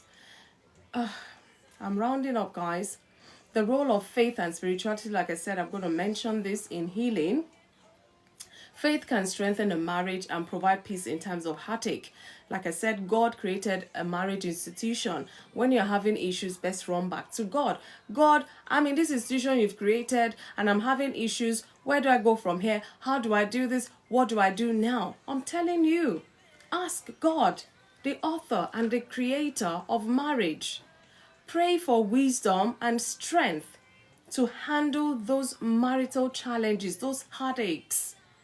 How many times has prayer worked for me? Guys, I can't begin to count them. The Bible says in James 1:5, it says, if any of you lacks wisdom, let him ask of God, who gives to all liberally and without reproach, and it will be given to him, whoever asks. You need wisdom to deal with your wife. You need wisdom to deal with your husband. Ask God, the creator of the institution called marriage. Thank you so much, A13, for liking the live. I'm telling you guys, there is no better person to cry to than God. He's the ultimate. And if you have that relationship with him, he would give you guidance. He will give you nuggets. I've experienced that. Guys, I am not exaggerating. On the deepest level, the things I could never have thought of to do. And I prayed to God and the idea came and I did it. And I'm like, Funmi, I know not in a million years would I have thought to do this. Never. So I'm not even gonna, in fact, I say to anyone that gets to listen, even that idea, everyone, well done or whatever. Nah. Hey, who am I? Where's the wisdom? Could I have thought of that by myself? No. Divine wisdom. That's what's called divine wisdom. And it works all the time. As long as I follow that instruction.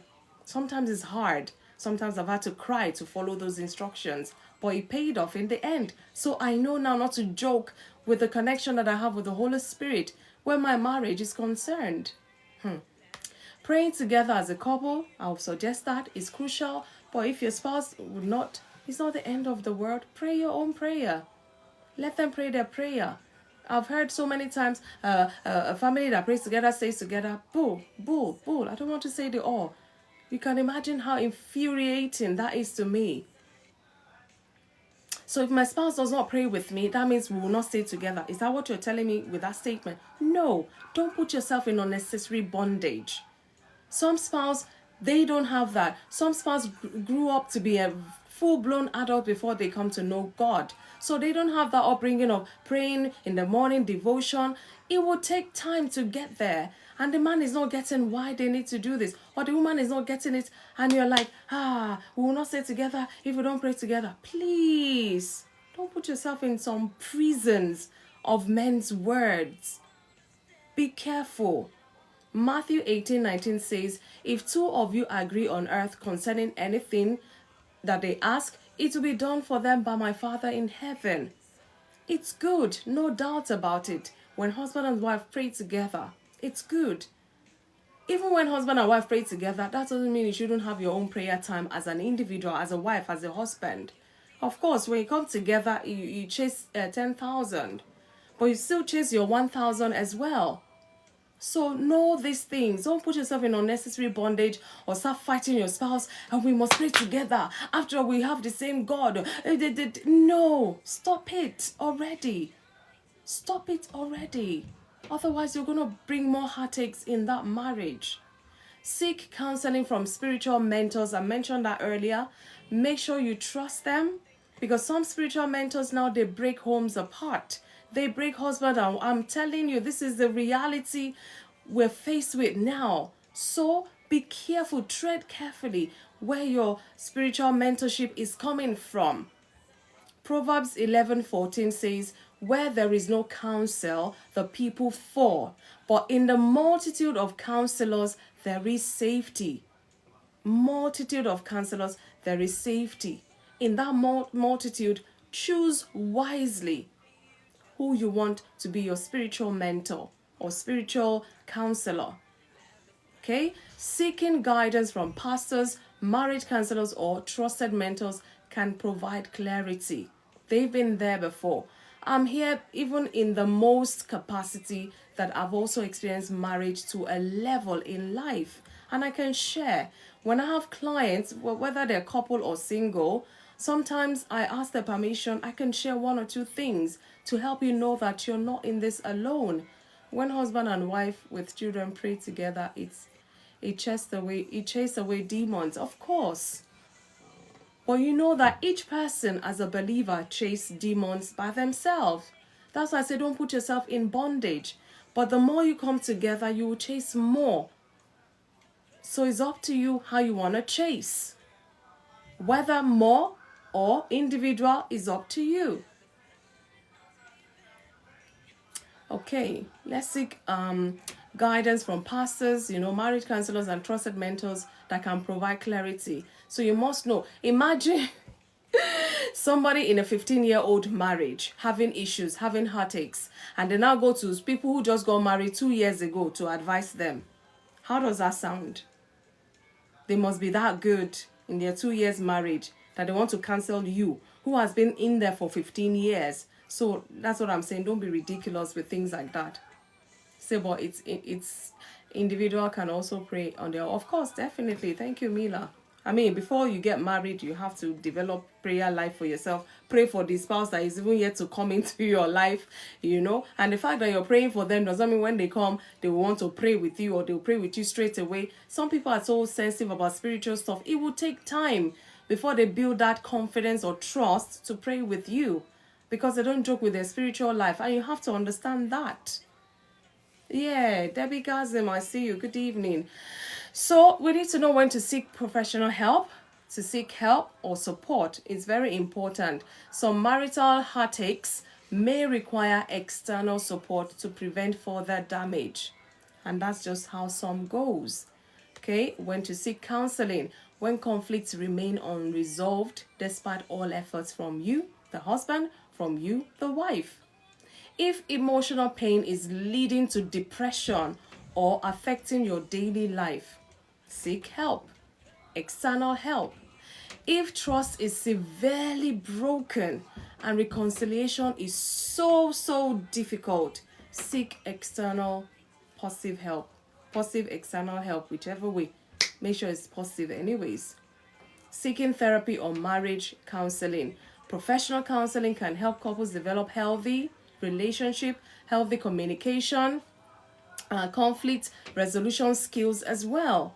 because no man knows it all. That's why don't be feeling shame because you're seeking help.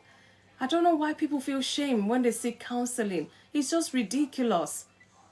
It's something to help you be better, do better, live better. Why should you be ashamed of that? So don't let anybody guilt trip you by calling you whatever, Seek help.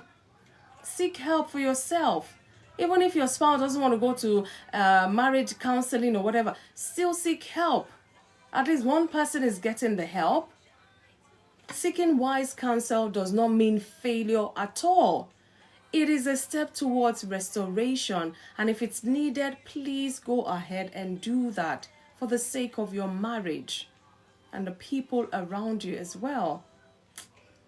I'm going to have to rest my case. My conclusion is heartaches in marriage are painful, but not impossible to overcome.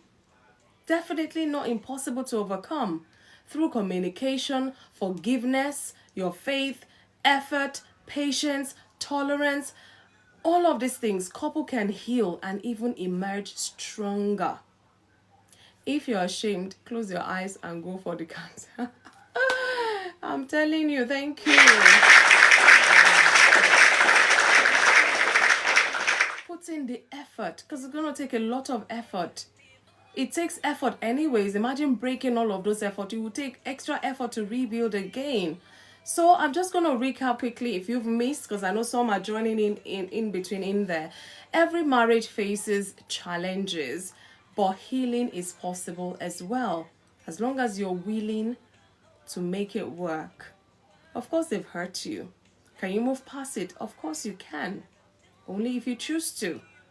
Communication and understanding are crucial in resolving conflicts. Forgiveness and trusting, trust building, trust rebuilding, whichever way, it takes time, but they are necessary for restoration. They're necessary for healing. Your faith, your prayer, your spiritual guidance, they provide strength and direction. There's so many passages in the Bible that talks about husbands and wife, or how we should even treat one another, in case you don't know. Seeking help from professional mentors is a sign of wisdom as far as I'm concerned, not a sign of weakness. Because I'm wise enough to know that at this point I cannot help me or this marriage, I need to seek help. That is wisdom, not weakness. Marriage is a journey of growth. It's a journey of love. It's a journey of endurance. Even in heartache, there is still hope. I end my talk tonight. But one question I'm going to ask us, I take a short water break, is heartache a necessary pain in marriage? I want us to deeply think about this question. Is heartache a necessary pain in marriage? Thank you guys for listening. Promise the future and life. Let the light that's within me shine to the whole world, whole world. Thank you for tapping. Oh wow. Thank you. Let the dawn of a new day bring understanding and love. Oh, inside. So guys, I am done with my own talk. At least you've heard my perspective about it. I want to hear from us. I want to learn from us as well, because like I say, no matter, even if I talk for 10 hours, I cannot cover everything. I don't know everything, So that's where you come in. Let's talk more. This is insight. Everybody must bring some sort of insight to this topic just to help people out there, help me as well. So please send an invite. Let us talk about this issue some more. Let's share experiences with one another. We keep it real and simple so that people passing, people stopping by can understand what we're talking about and can self-reflect and do the necessary, the needful, if they really need to, especially those going through heartaches in their relationship at the moment. It's very crucial. It's meant to be enjoyed, that marriage. Honestly, that's God's intention. But you all know that there's a whole lot of things contending with the marriage. But we will not fold our arms and just allow our marriages to break because we're not trying enough, we're not intentional enough, we're not doing what we're meant to do. No, we will do better by the grace of God, and we'll enjoy our marriages better by the grace of God. So send me an invite. Let's bring us up and let's see how far we can go on this talk today, at least before I start feeling sleepy. Thank you guys so much. Like I say, follow one another. If you're just joining, you're welcome to Insight with FunmiRoyal. Please, let's keep tapping. I'm not even worried or concerned too much about the gifts, but please, let's tap, take the likes up. Let's share to our friends as well so that it can be part of this talk. Heartaches in marriage. Can it be avoided? Is it a necessary pain in marriage? Send me an invite. Let us talk more about this. It's very crucial. It's very important because some homes are separating. Some people are divorcing because of too much heartaches. They can't just cope anymore. But should that be the case, really? Are we addressing things the best way? Are we doing our quota? Are we putting in our own best effort so that our spouses enjoy that relationship with us? It's very important. A13, I see you are the first in the box. You are welcome.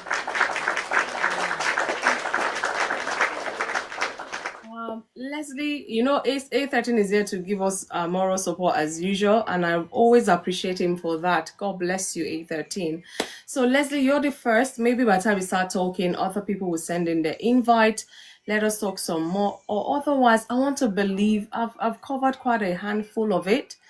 I can even call it a night, I'm telling you, and I'll repost the live eventually later on anyways. Leslie, how are you? How has your week been? How's your day been? How's the family? Hope you're good. Good evening, panel. It's been, like I said, I'm studying at the moment, so it's been Oh, quite right. challenging. I know. God is It's your been quite strength. challenging. God But is the your day's been strength. good. It's funny enough, you're talking about the dates. We went on our afternoon dates. We do our own lunch date. That's our own, and it's once every 2 weeks. Oh, that's That's good. Well it's done. good. For because at one point we weren't having any dates. We were just busy. But now we're having it twice a month now, and then the afternoons, which is good. And I I can can't bet do. you can tell us the advantage of that as well. Oh, where Aha. do I start? Yo, I love I don't know. practical All I experience like can say is that there's an enhancement. It's really, that. when people say butterfly feeling, these are one of the things that make you have butterfly feeling in marriage. Is when I the know. excitement and it's not the preparation to go. And we have some places we go that we really like hanging out, Sorry, Leslie, you and probably have mentioned it before. How many years are you guys now, if I may ask? But you don't have to answer. it's we're 18 now. We're in the 18th year now. Wow. Yeah. Oh, wow, amazing. And you almost sound So like you guys got married 5 years ago. yeah, well, I think we kind of had a renewal in 2020. To be honest, kind of Yeah, like we had this is a jump but I start. mean, you're not babies So where marriage is concerned. So well no, done to the two of you. Well yeah. done. So we have Right. lunch. We have lunch. It is nice. It's nice. Although I can't do movie with my wife. I can't do movie. Why? I like cinema. I love going to cinema, Well, but are my you? wife, Is it you that's she the will problem, sleep. or she? Oh, she will sleep. She will sleep. Hey. I have a friend like that. She said, by the time the movie is over, they will wake her. She's not say, "Oh, what happened?" Is it? That's my wife. I'm like, no, I will not In take you to fact, cinema.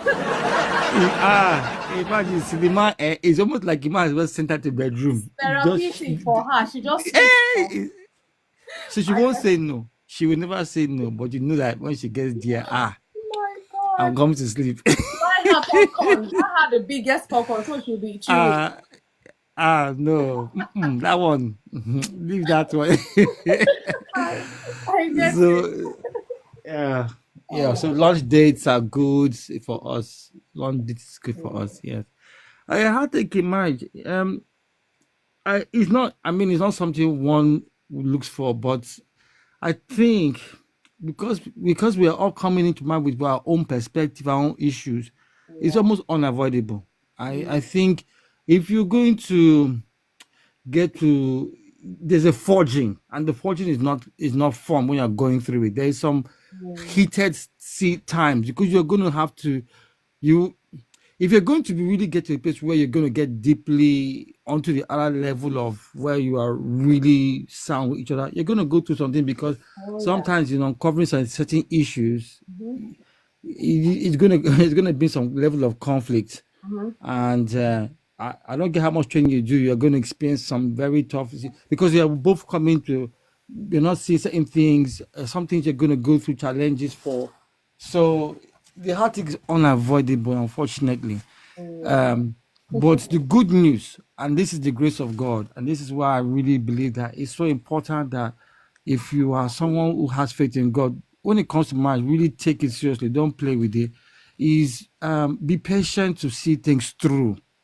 I think it's a place in James that says that we should count on joy when we're going through suffering or something like that, because because in that patience, something is coming through it. I just want to get, because it's actually a very good description. That patience sometimes is making you to deal with issues that you probably might not have dealt with properly, and you get to see them through. So one does not want to have heartache, but when you are dealing with people who have different perspective, then you will have some conflicts that will bring out certain things. I mean, like I said, we've had some serious serious things in our marriage. It's not now we don't really have big arguments like before, because you're grown. You've grown with one another. But we've had to pass through that valley. And I remember there was one particular one where it was to deal with my wife's family, and just certain things that I just felt I didn't like. And it took a while for me to first of all understand that it's not her fault of how they behave towards me, but also she also had to understand that it was also having an effect on me. And it took days. It took days to get through this, because it was an off and on situation that had been going on for years. And I think the head of it came in 2014. And then we came to this realization that, hey, we both have suffered in this thing of her parents rejecting me and not being happy that she married me, and then rejecting her. And we're like, we both went through this thing together. Yeah, I had the hurt, she had the hurt, but we both suffered it in our own way. And we realized that, hey, we need each other to heal. And I had to come to a place where I had to forgive them, which is why I'm very glad you said about forgiveness. It's very important. Very key. If you don't have forgiveness in marriage, I'm telling you, you'll be consumed by bitterness. So far in it, I'm telling you. I'm telling you, you'll be consumed by bitterness, and it is an unhealthy. You're not. No matter how you feel, you have a righteous feeling that I'm justified. When it comes to unforgiveness, it actually begins to darken your spirit, and darken your counsel. It darkens your perspective. So and I'm very grateful that it was almost like a light began to shine when we came to this realization that, hey, we both suffered, even though it was different, but we both suffered this thing, and we both needed to get through it together. And when I realized it, and then she came to her own realization that she said that, I don't forget, she said that she learned that, look, I commit my husband to God, and I'm not going to change him. I'm going to commit him, and I'm going to come to a place where I'm healing and trust God that God will also help. And that's what happened for us. And that's one example I'm giving. So that conflict that lasted for off and on years, 2014 was a year, and it was days of us going through this back and forth. But I'm very grateful that we went through that season. And I still remember it because it kind of, when we came out of it, I know something broke. Something broke. And the following year, my wife went to go and visit her mom for the first time in over a decade. Wow. And that was the fruit of that reconciliation in our marriage. So it's so important. It's a very, very important thing. So I really testify that forgiveness, is not an option. And God knows why He said we should learn. Now, I'm not saying I'm not talking about abusive behavior, but there is going to be issues that you have to walk through. You have to walk through there. Even when you're raising children, sometimes you both have different perspective of how you want your child to be raised, or the children to be raised, especially when it comes to discipline. That's another sore spot. And you have to come to a place to work things through. You have to walk things through and come to a place where, okay, is it no smacking, is it sent to the room, all those kind of things. And you have to come to a place to understand how it works and understand the system as well. Although that wasn't a big thing in our marriage, thankfully, because our first child, we learned so much in working with our first child. But yeah, heartache happens.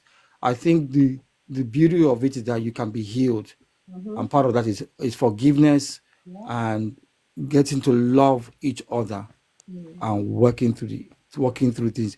That's why I keep saying, I've said to people that if you have money, but if you don't have that character of dealing with issues, it will come upon that even that money can make that person like, I don't care how much you have, the way you are treating me and the way you're not dealing with issues in this marriage can become counterproductive. And you're just piling up things. So I hope that this encourages people. Yes, heartache happens, but there's healing. There's healing, and there's another day, a brighter day beyond the heartache. Yeah. Amen. Thank you. Thank you for re-emphasizing that forgiveness is very crucial. In fact, goes beyond, excuse me, husband and wife, anyone at that really, because otherwise you're caging someone in your heart and you're feeling the heartache and they're walking free about all over town. At some point you have to let them go. Otherwise you're going to be suffering in silence, so to say. So thank you, Leslie, for sharing that and sharing your experience as well. Thank you. Elder Debbie, I'm just coming to people in the box as they are so that I don't miss out anyone. So you're next in my box. Good evening. I trust you're good. So I want to hear from you. Is heartache a necessary pain in marriage? You can start with that. Or what is your take about heartaches? Would it come? Would it not come? Is it for some couples? Or whatever it is, please share with us so that we can learn some more. Thank you. Elder Debbie, I hope you can speak where you are. You're not on the road or on the move. I see you're tapping like. Thank you so much. Thank you. So can you speak, or do you want me to move on to the next person? Yeah. Yeah, I can hear you. Good evening. Good evening. Okay, sorry. I didn't hear anything you said. But did you hear any part of the talk at all, or what Leslie has said? I didn't hear all he said. I got in almost when you were about rounding up, so Oh, okay. I don't know what's going on. That's why the pot and pan are making noise. Okay. I'm just making dinner. I just got in not quite long. Yeah. We're talking about heartaches in marriage. Hey, me, I'm a student here today. Where do I be? Okay, let me give you my takeaways. Every marriage faces challenges, but healing Yes. is possible. Communication and understanding is crucial in resolving conflict, so you have to talk. If you're saying you're keeping malice or whatever because of the heartache they have caused, you still have to talk about it. And again, forgiveness and trust building takes time, but they are very necessary for restoration, I said. Then your faith, prayer, spiritual guidance, it can provide strength and direction for those who believe anyways. And again, people should not shy away from seeking professional help when they have too much heartache that they cannot cope with in their relationship. Because sometimes one spouse wants to talk, the other does not want to, and things kept lingering on, and resentment is building up, and heartaches, expanding and getting larger and bigger. And it's just like What we know is the marriage is going haywire. I know. So I now, after that, I now ask, is heartache a necessary pain in marriage? You can start with that, or what is your take about this? How can people, or what causes it, or anything really that you want to share with us regarding this topic. Hey, yeah. Well, actually, when you say is heartache a necessary thing in marriage, it doesn't have to be necessary. It's something that can come. Okay. It's not compulsory that it comes. Depend on how the couple starts their relationship. But in some cases, it's not avoidable. The question is, how do we let go of it? Yeah. Okay. How do we work on it? Do we force the one that is hurt? Do we force them to forgive, or we wait for them to heal? Because I think it's something that is common in human behavior. We offend people, we ask for forgiveness, then we now still determine how they should forgive us and when they should forgive us, forgetting that the other party is still trying to deal with the fact that you hurt them. Is it trying to deal with the fact that you break their trust or something before they now get to a state of realization and then reconciliation, and then forgive and let go. We are we ready to actually wait it out till they are ready to let go? And the person that is hurt, if help is needed, I believe if it gets to a stage where professional help is needed, couple should go for it. Okay.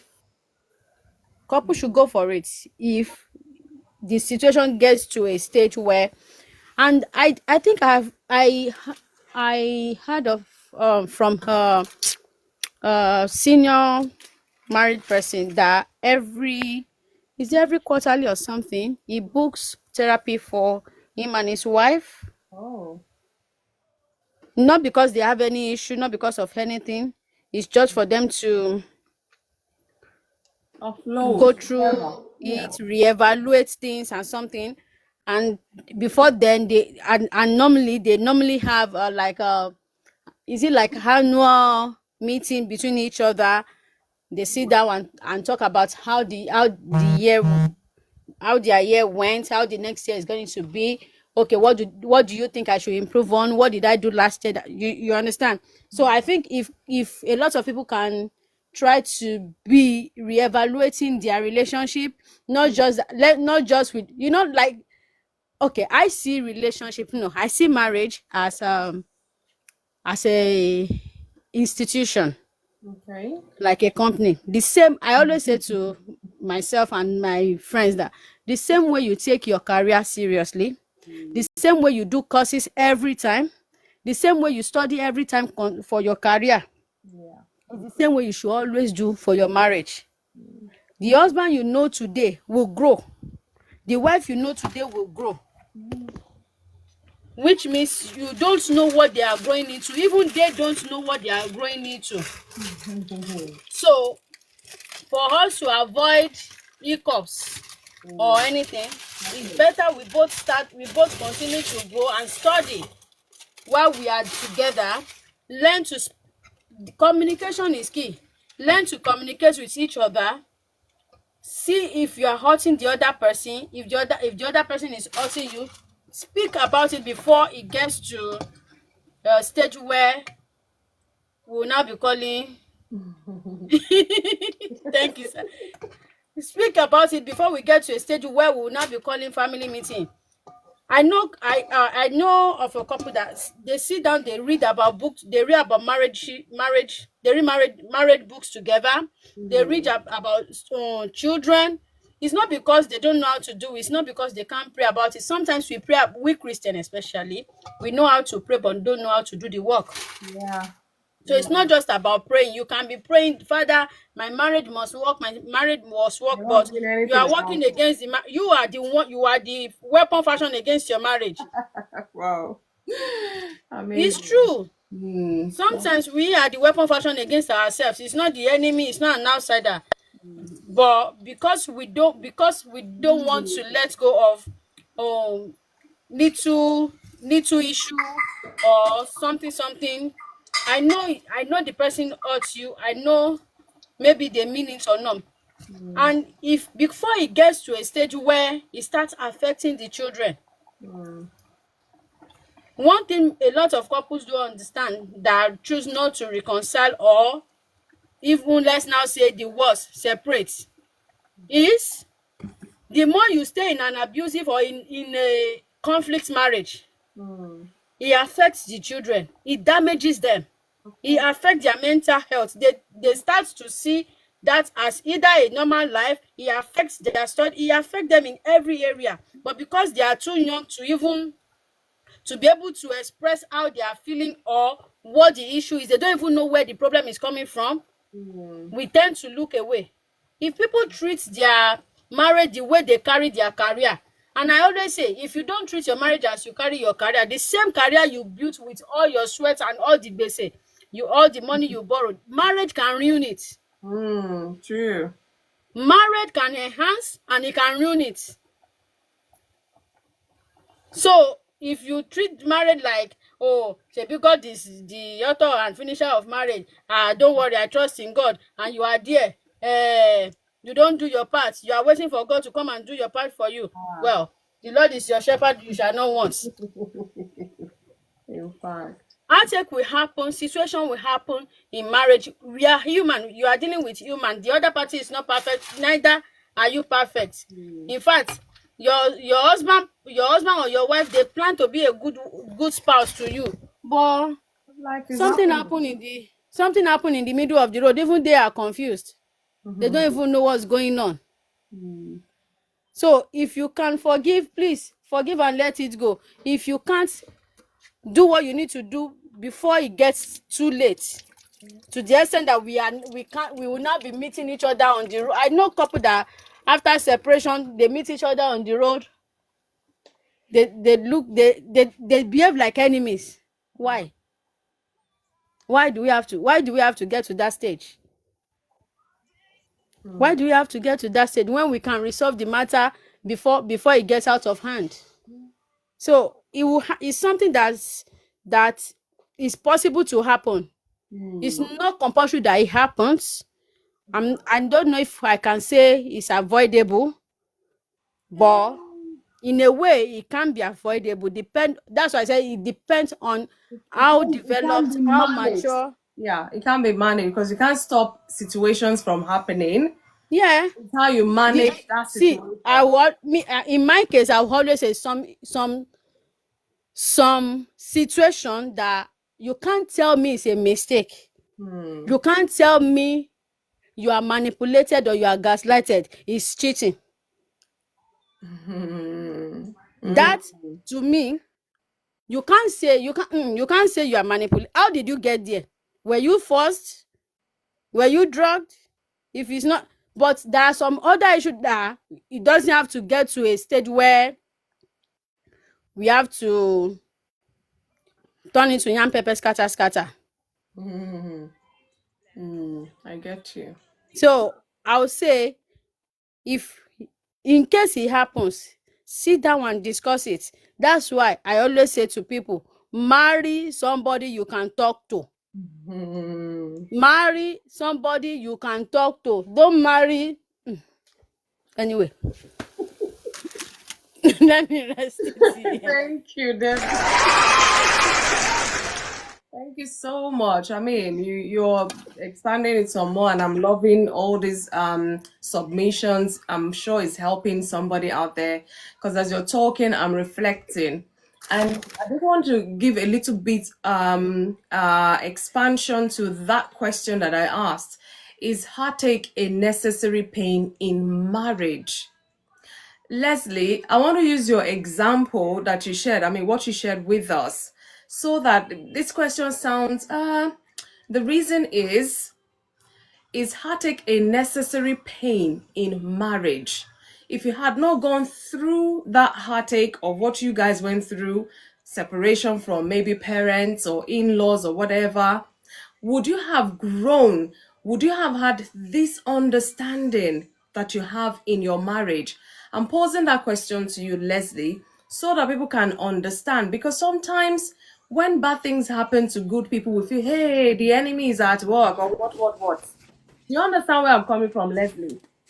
Yeah, yeah, that's a very good question. Um, and I can actually say that I think he actually drove us to become closer. I think that, like I said, we came to a head in 2014. I mean, we've been married since 2007, but 2014 was when this thing came to like a real head. Everybody is on ours, and we had to face it. It wasn't going anywhere. It's like I think someone like that was like, you are going to have to deal with this thing. You can't keep putting it aside. You can't keep avoiding it. And yeah, I really believe that it's like, I think I look at back at it like it was like we were going to a furnace, really like a furnace, So you can see in a and way it's like a necessary pain that has yeah, helped you thus far. yeah, It's a but bitter pill to swallow, but yes, but I can say that we when we came out of that situation, I would say we were much stronger. And like I said, 2015 is the year that I came to that place where I said, this is the only person I want to be with for the rest of my life. So it came all from that process, that, and like I said, that same year, my wife was finally able to go and reconnect with her mom, who did.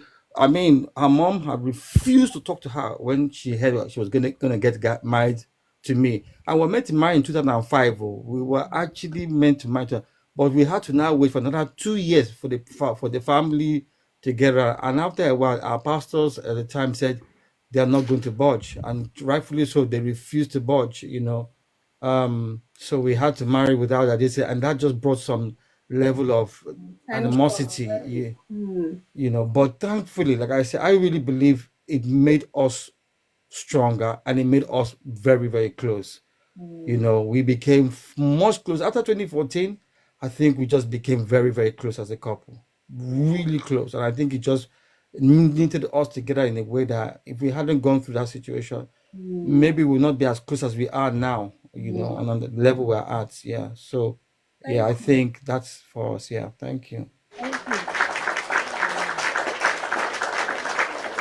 Thank you so much, Leslie, for answering that, because I know it's some personal, deep stuff. And maybe I stand to be corrected. Depends on the kind of heartache or Debbie said. So let's say some heartaches a necessary pain in marriage. So maybe let's say some, because we cannot say all of it. Because I get what you mean, Debbie. That's why I said depend on the kind of heartache. When we see, Ella Loro, that's what Yoruba said. We have to make it clear. Yeah, plain and Heartache, simple and yeah, understandable. Yeah. yeah. Okay. Thank you. Thank you for that clarity. I'm going by the people in the box, like I said, so it's not in any particular order, but just going by what I see in my box. Minister Sarah, good evening. I hope you are good. Thank you so much for joining us today on Insight. Good afternoon from here in the Bahamas. Thank you so much for allowing me. Oh, welcome. I hope your day has been good. Yes, it has. What about yours? Yeah, a bit tired. I don't know if you can see from my eyes, but yeah, I'm Well, holding strong. Thank you so much. amen. Thank God for life, though. Yeah. So my take on it, you were saying, is pain necessary or heartache necessary in marriage? Is that it? Yeah, yeah. Okay. Well, speaking from my own experience when I was married and also when I was in a long-term relationship, being a female, I felt like it wasn't necessary, Oh, because I'm the type of person that when I get involved with somebody, I give them my all in all. And I feel from a biblical perspective that love is patient, it's kind, it's long suffering, and all of that. So when I say that, and I mean that deeply, I think that there's nothing that me and my spouse can't handle together. But what I realize is that I can't change another person's perspective. You see? And I think that when we are in marriages, we have to understand that we have to recognize who our spouse is. Because the marriage can only work if the two are working together hand in hand. Meaning that when difficulties comes, as they will arise from time to time, can the two of us battle it out together? Because one alone, it will fail, it will falter, it will fail, it will become burdensome. One or the other will find, like, I need to get out. They're seeking, like, that's the only way to save their sanity, save their life, all of that. So I think that in a nutshell, what I'm saying is, yes, trials will come, but is it necessary to have heartache? No. Because if you love somebody, if I love somebody and somebody loves me, I feel as though you wouldn't cheat. You wouldn't be disrespectful. You would not try to cause harm to me. Not saying that you wouldn't from time to time Not get on my nerves, intentionally. or Not intentionally. right, not intentionally, exactly. And if that is done unintentionally, then that means that there is a place for forgiveness. There is a place for reconciliation before it even stems to a divorce. But I think what happens in a lot of relationships is that the other party is unwilling to rectify. So let me give you a little story about my situation where I said that happened. So when I was married, um, I would I met my husband and he was saved at that time. Now persons would have come to me and said this is who he was before he got married, but I did not take that under consideration. I just valued the fact that he is safe and I'm safe and we are on this journey together. However, like Debbie said, I didn't make way for when he changed. And so when he started to backslide and he met another lady and he became involved with her, I, in my closeness and bond with God, I said, oh, I'm going to pray it out. I'm going to pray it through. But see, I couldn't change him. And even though his father was my pastor, I would run to him. I want my husband. I want this relationship. I can't do without him. I blah, blah, blah. And when his father told me there's nothing that I could do with my son, I felt like that was a letdown to me as not only your parishioner, but as a young married woman. But later I realized what he was trying to tell me is that none of us could change the other person's mind. If a man wants to walk out, he is going to walk out if he have the best cake on the table because that is his will.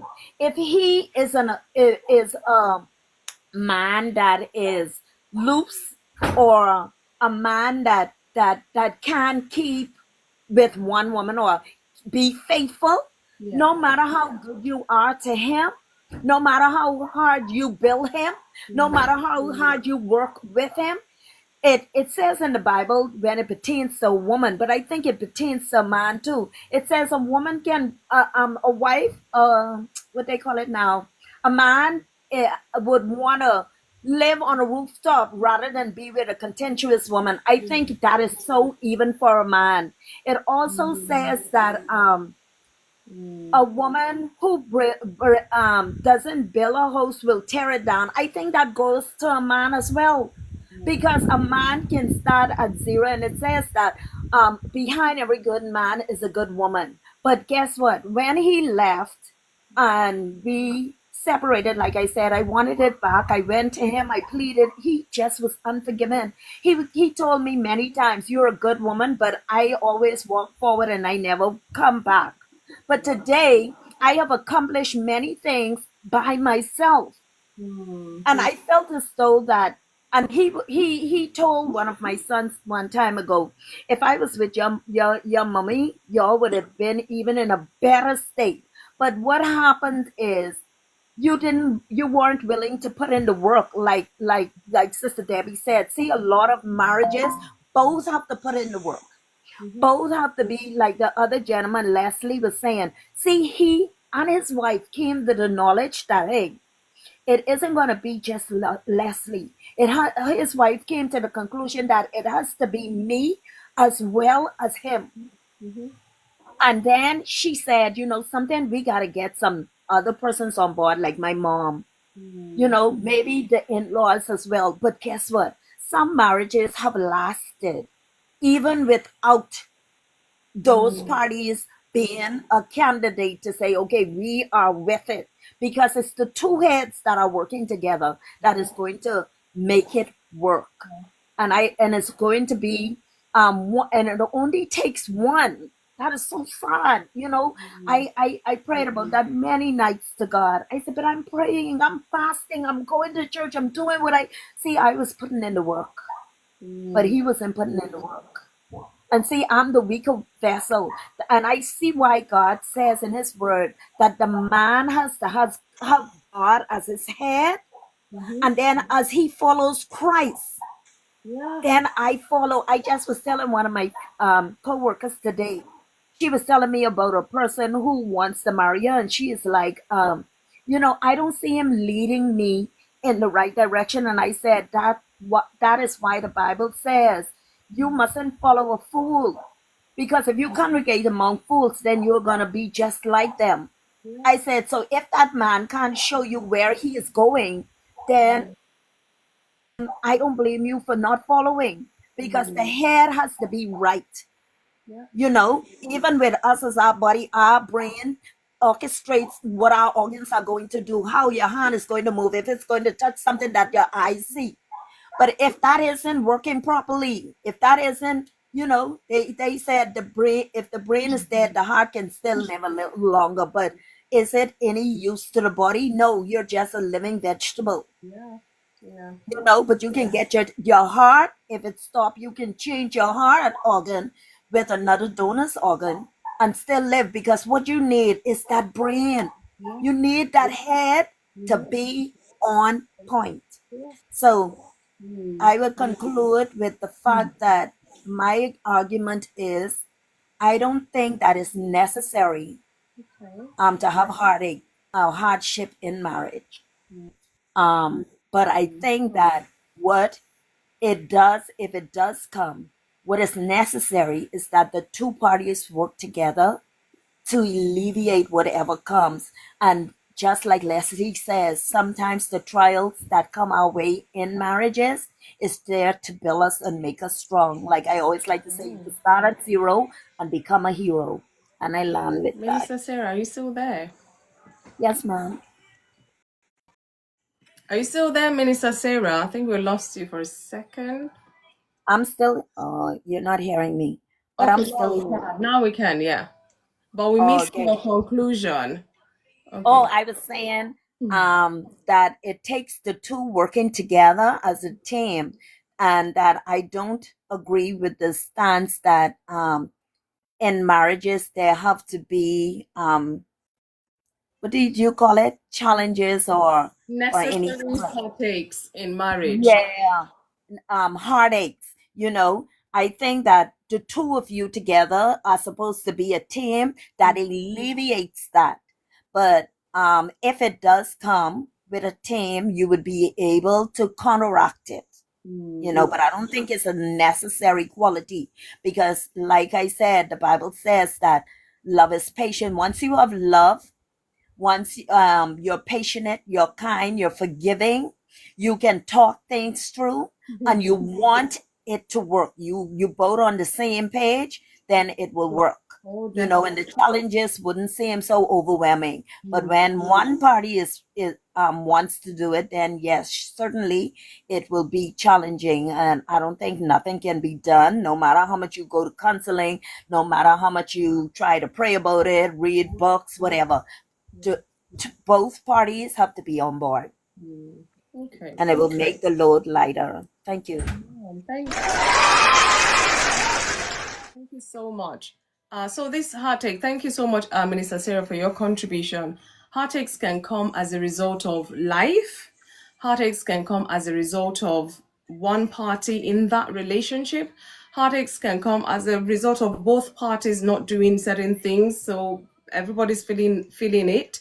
And even the society can contribute to, heartaches if the couple lets it affect them anyway. So there's so many aspects to this topic. And I appreciate the fact that everyone is coming from their own perspective. At least it's giving me, as I'm listening to everyone, I'm just picturing certain things in my life as well. So thank you so much for sharing. I'm going to come to Sir John. You're the next in my box. Sir John, good evening, and how are you? Sir John, can you speak? You have to unmute yourself. Sir John, if you're there, please unmute. Let us hear you. If not, because we're mindful of the time, I'll have to go to the next person. Or you can type in there in the chat function. Let's see if you can speak or not. Sir John, gone. I don't know why I did that, but so I'm going to come to Mr. Christopher. Good evening, my big bros. God bless you. Thank you so much for joining us again today. On Inside, we talk about marriage, relationship topics, issues really affecting marriages to the point that if care is not taken, it can lead to divorce or separation. I don't know how much of the talk you heard or how much, at least I want to believe you heard one or two contributions as well. So we're looking at heartaches in marriage. Is it a necessary pain that, a marriage has to go through? Or what is your take about this topic? Please let us hear from you. Please, sir, you have to unmute and let us hear from you. And I hope you're good as well. Yeah, good evening, everybody. Good evening, sir. I was right from the beginning. Oh, Almost wow. everything. Good. Yeah. I think heartache. I don't think it's necessary. It does happen, but it's not something that I would say is necessary because we are all human. So being human being, events can happen, things can happen, but it just needs the couple, husband and wife, to be strong to face it together. And as I think Minister Sarah. Sarah and also Madam Debbie, they've said we need to be able to communicate, work together to face these challenges. Because in life, things can happen. Maybe this article you are talking about can happen. Maybe you started very well in as you are going, event, maybe finance issue can just come in, which is going to affect the marriage. You need the two couple to work together to be able to face the challenge or any challenges affecting them. And another thing I have noticed that if both of you you discover yourself strong and you can work together as a team, no matter the situation, you'll be able to pull through together.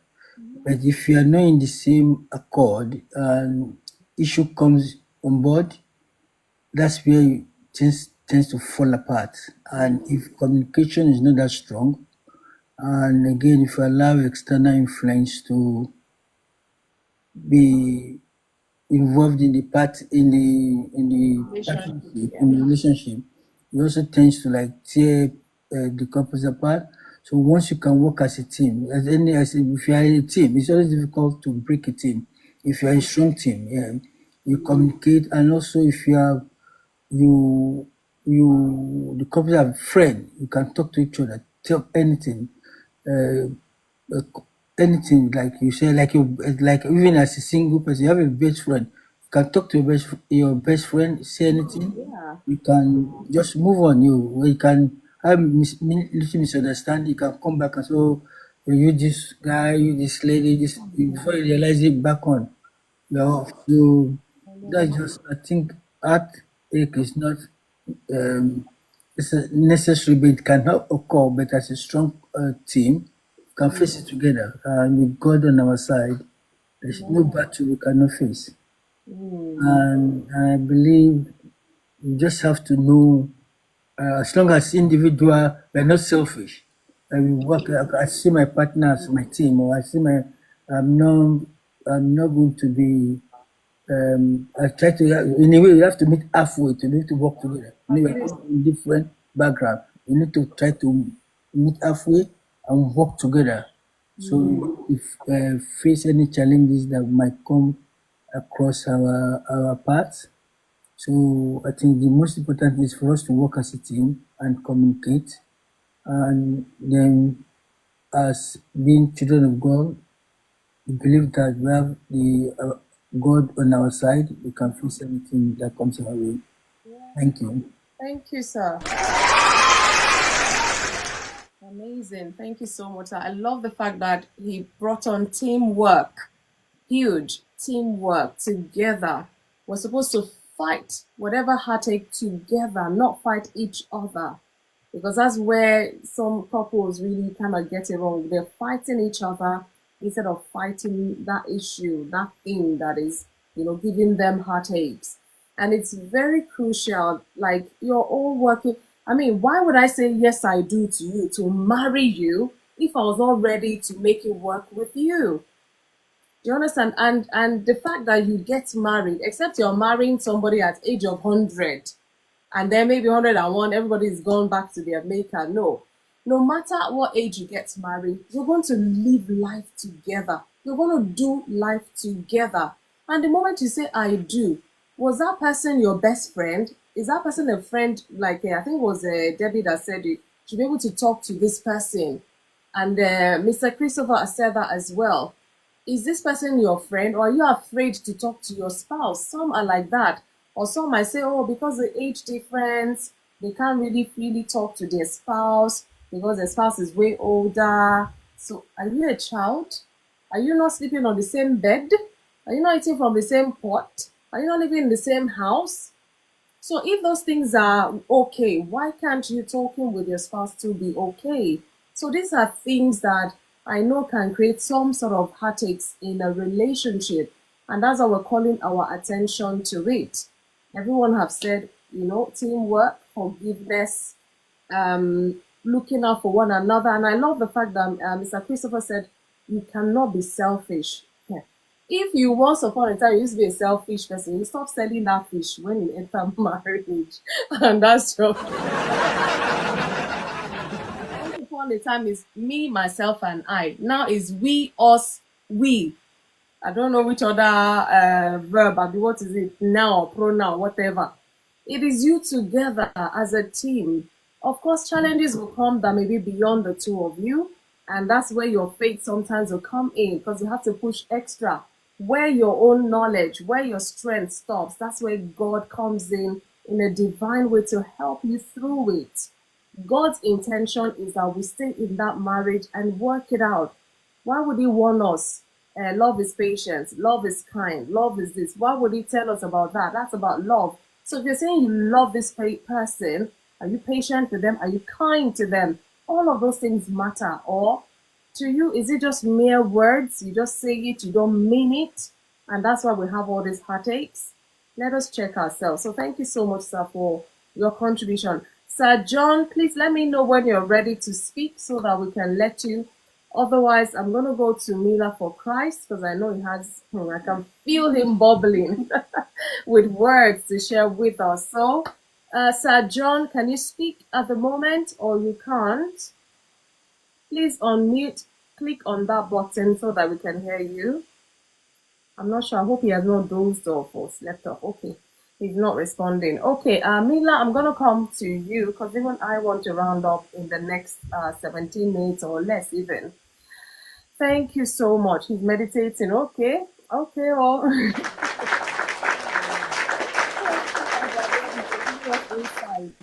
So they say Sir John is meditating. I hope it's working. So Mila, let me come to you. I hope you're good. Thanks for joining in again. Let's hear your views about this topic today. What's your take about it? You're muted as well. Uncle Mila, Elder Mila, Brother Mila. If you're there, can we hear from you?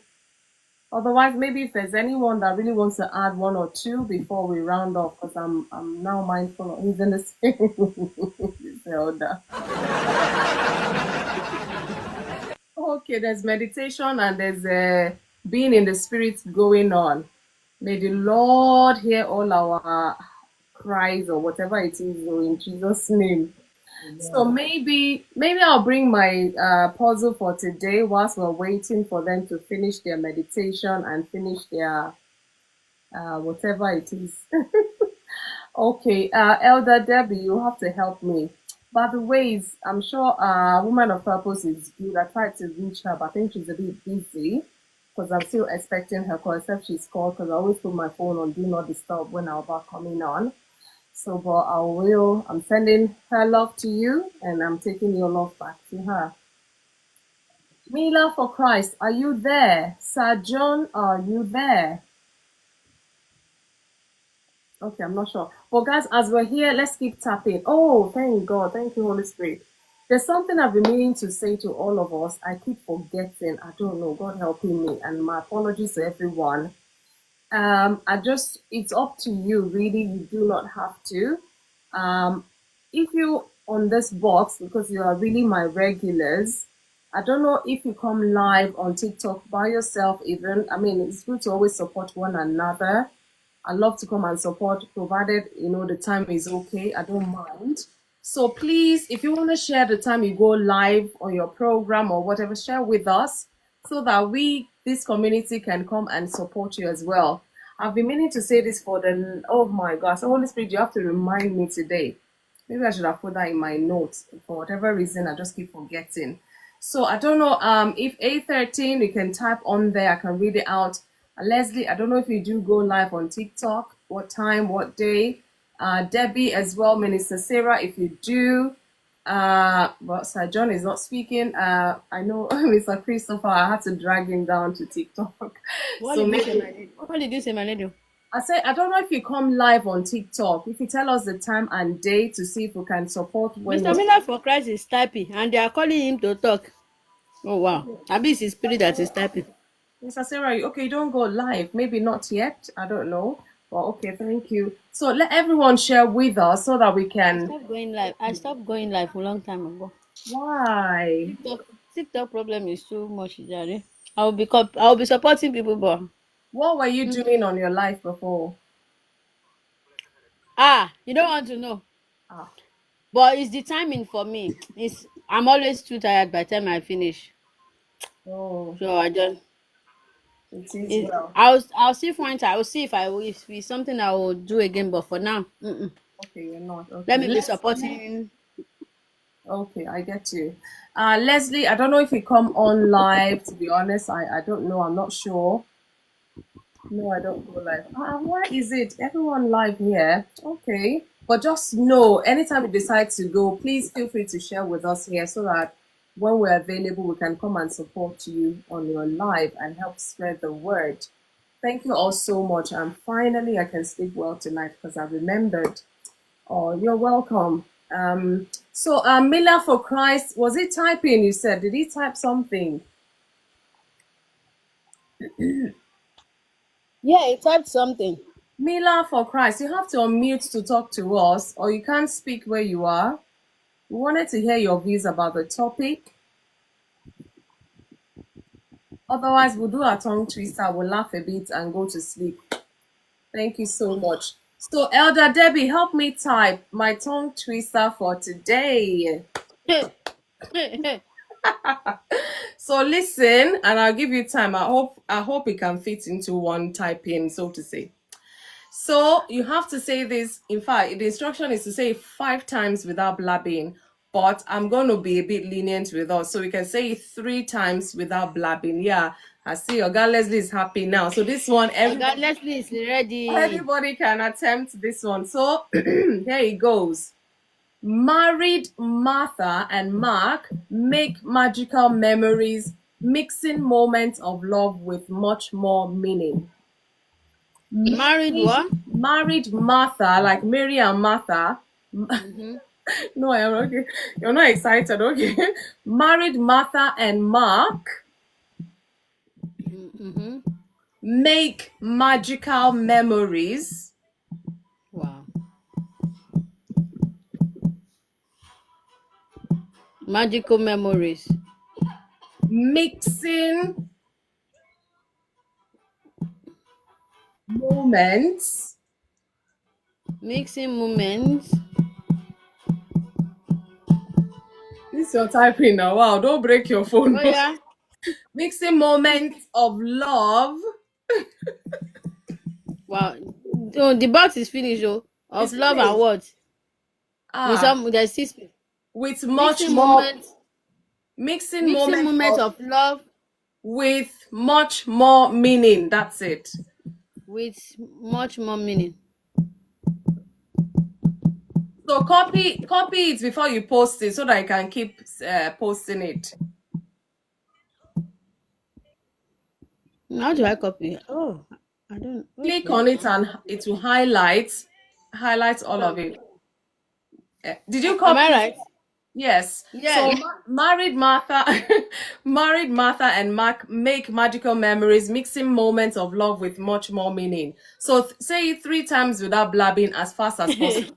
Not that you be saying married Martha and no, you have to say very fast and quickly so that you can get the gift as well. So I don't know if anybody wants to attempt or you want to wait a little. Mila, for Christ, are you there, brother? Or are you still meditating or you're still in the I told you it's in spirit. I am not, I'm back. I am back to the flesh. okay, Oh Holy wow. Spirit, move him now. Okay. Yeah. Everybody's please Debbie post that thing again Married Martha and Mark. so that Mark they can make get used to it. magical memories, mixing moments of love with much That's more not meaning. fast though. That's not fast at all. Mm. Okay, but before you do the tongue twister, do you want to share with us on the topic, Mila? What's your take about this topic? I'm sure you've heard from everyone really. I was far away from my phone. Oh, I see. So, Yes. what is your take about heartaches in marriage? Do you think it's something to talk about? And do you think that Mm. heartache is a necessary pain in marriage because it will help couples grow or something? I don't know. What is your take? I think this should be for the married ones. Or people who have been in a relationship, you can relate. If you've been in a relationship that hasn't worked, or in a relationship that there was heartache, even though you might not be together, I mean, you must have learned one or two things from there. But if you don't have anything to add to it, it's fine because I mean, we've talked extensively on the topic. So if you want to attempt the puzzle, honestly, please feel free.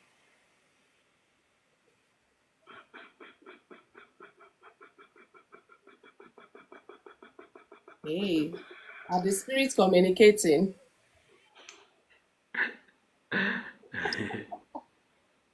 You're making me laugh. Okay, Married you're not sure. Martha and I'm not sure of this.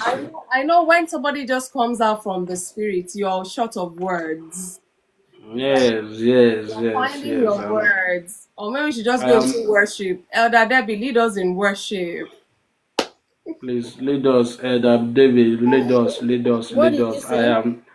I said, Lead us Mila, in worship. is still in the spirit, so he's struggling to give us words. Oh, sleep, okay, let's sleep. Oh, yeah, attempt the puzzle before you go. We're rounding up now in 7 minutes or thereabout. Let somebody attempt this puzzle. And thank you so much for the like. Minister Sarah, you want to try? Yes, I'm cracking my own self up. Okay. Okay. You So, say I can say it 3 times just in case I mix up, right? without blabbing, and fast as possible. Okay. Okay, I'll not help you. Married Martha and Mark make magical memories, mixing moments of. Hold on.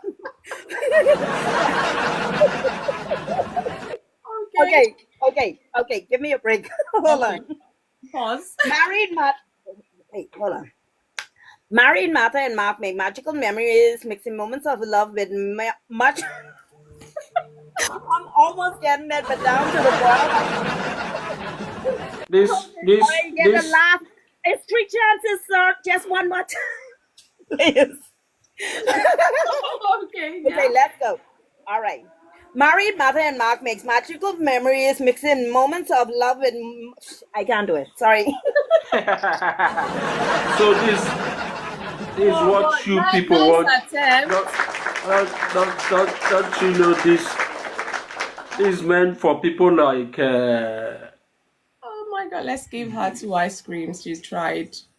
this is meant for people like Sister Debbie who wrote it, and so that place you are is meant for people like you. You It's can't tell meant me for to all be of in Mr. Arab. us. Mr. You Miller for can't tell Christ. me to be in Arab country. You can't I tell me. believe you said you just finished praying. Wait. Debbie, did you write it in French? Help me ask Eh? him. Oh. We did. We wrote it in English so that everybody can see. Okay, let me try now. Yeah, that's Hey, good. drink water before you start. Oh.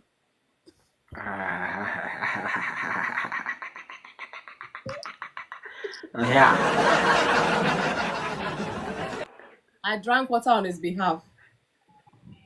I think I have water here. Let me even take the water. Okay. Married matter, Jesus Christ. Okwebe. Debbie, did you write Jesus Christ in there? Take your Did It's time. part you write it in Igbo? married matter and Mark make magical memories, mixing moments of love with much more meaning. I got it. No, sir. I beg to differ.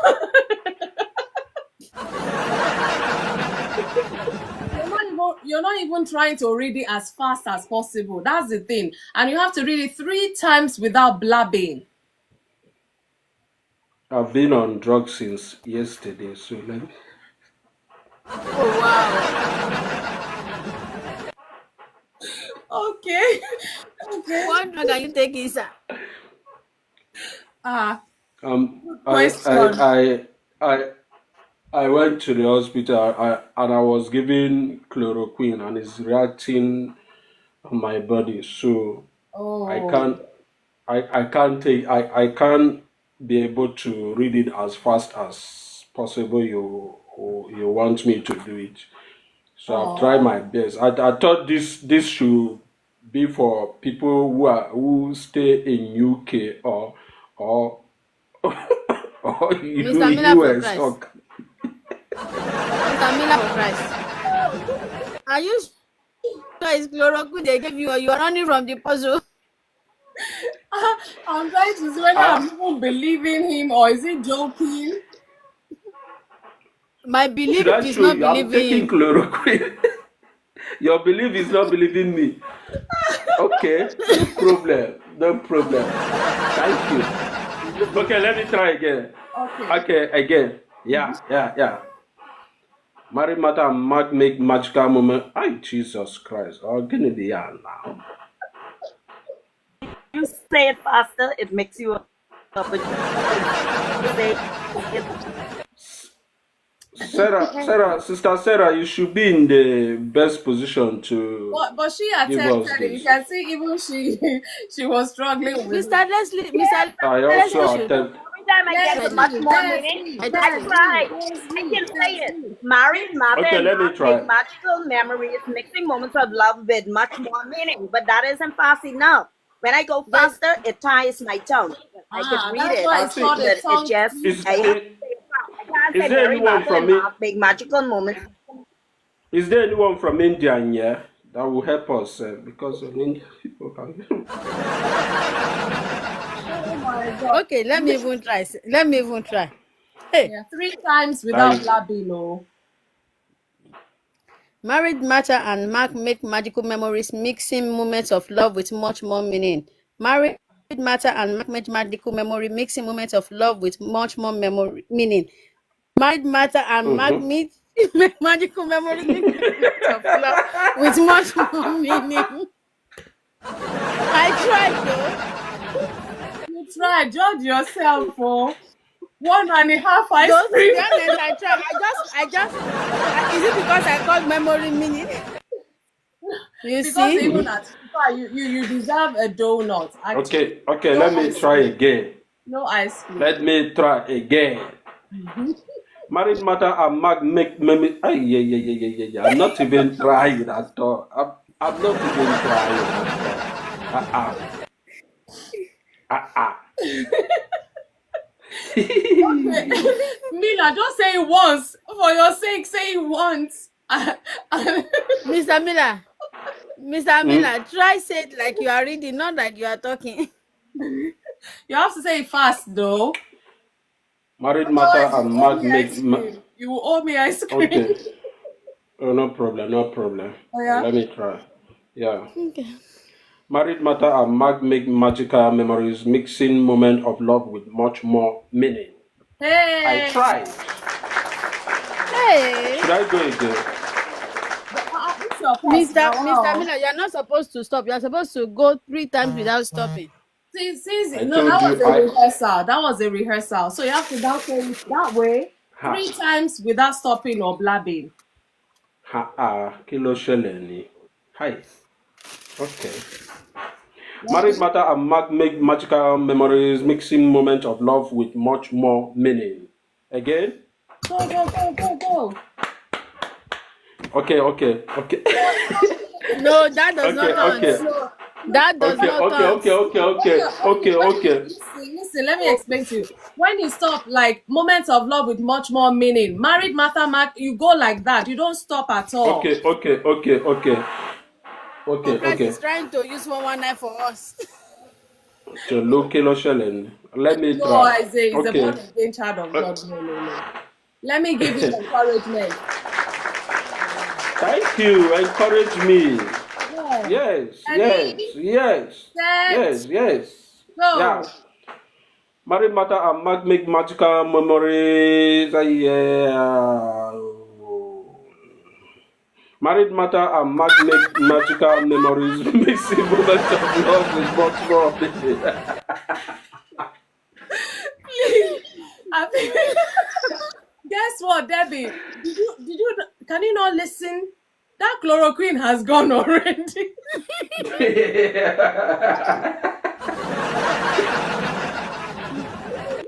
as long as chloroquine has gone, we've not chased the Holy Spirit out of you.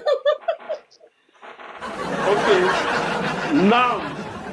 Okay, everyone should not laugh. Let me say it now. Let me read it out now. Okay. Nobody should Okay. interrupt him this time. Nobody should interrupt me now. Please. Yes. Thank you. Married matter and mag make magical memories, mixing moments of love with much more meaning. Married matter. Yeah.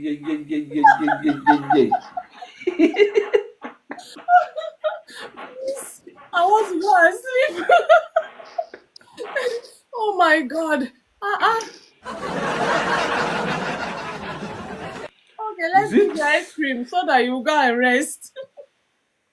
Is it because What? You see, I'm tearing up already. Where is that ice cream? Let me. I tried. Well done.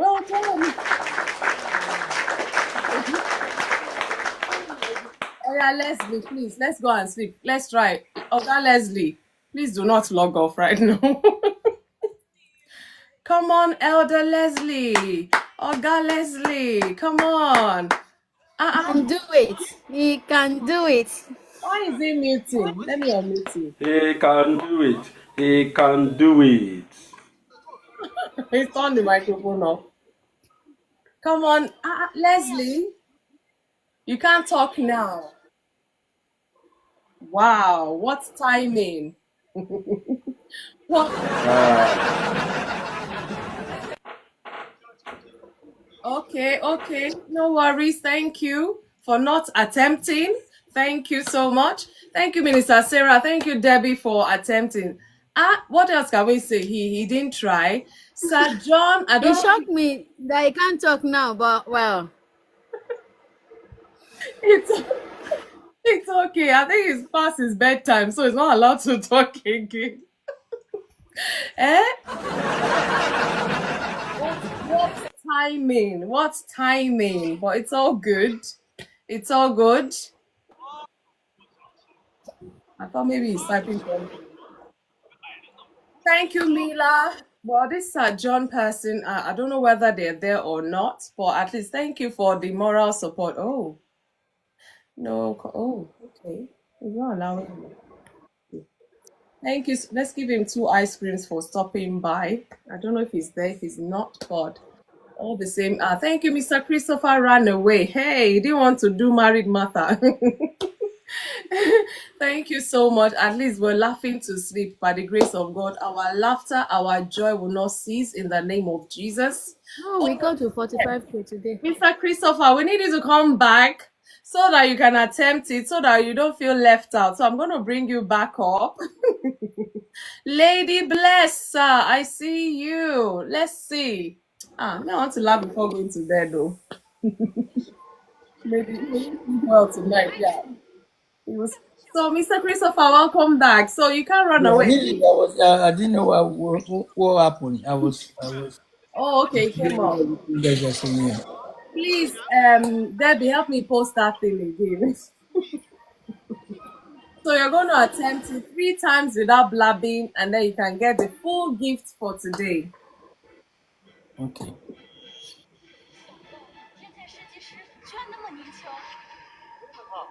Marriage matter makes magical makes moment of love with much more meaning. Married matter makes magical mixing moment of love with much more meaning.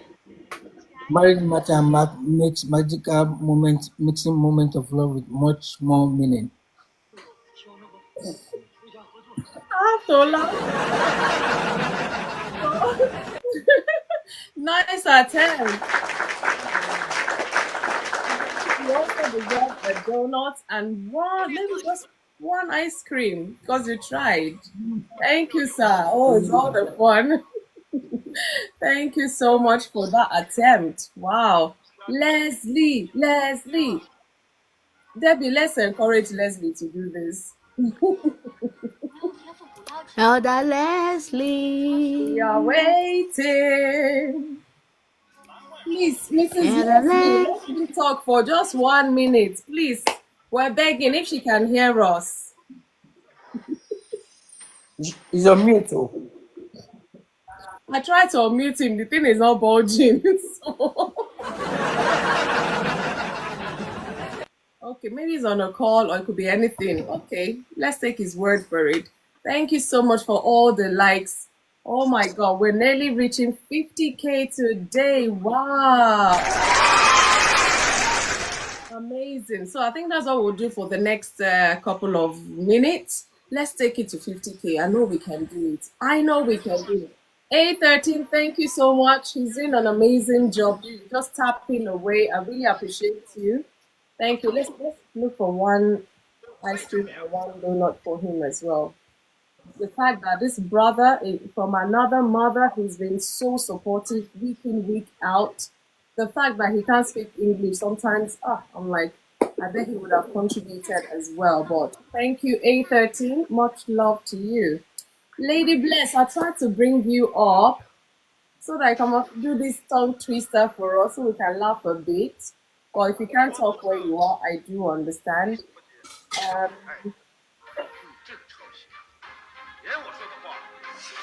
okay. All right, I think we'll call it a night. Thank you all so much for making it insightful yet again. Thank you, Heartaches in Marriage. Hey, may Heartaches not separate. Okay, you're at work. Okay, thank you so much. God bless you. Thank you for stopping by. I really appreciate you. Lady Bless, enjoy your night as well. Everyone, thank you so much for joining. It's been a roller coaster of a talk today. We've expanded it.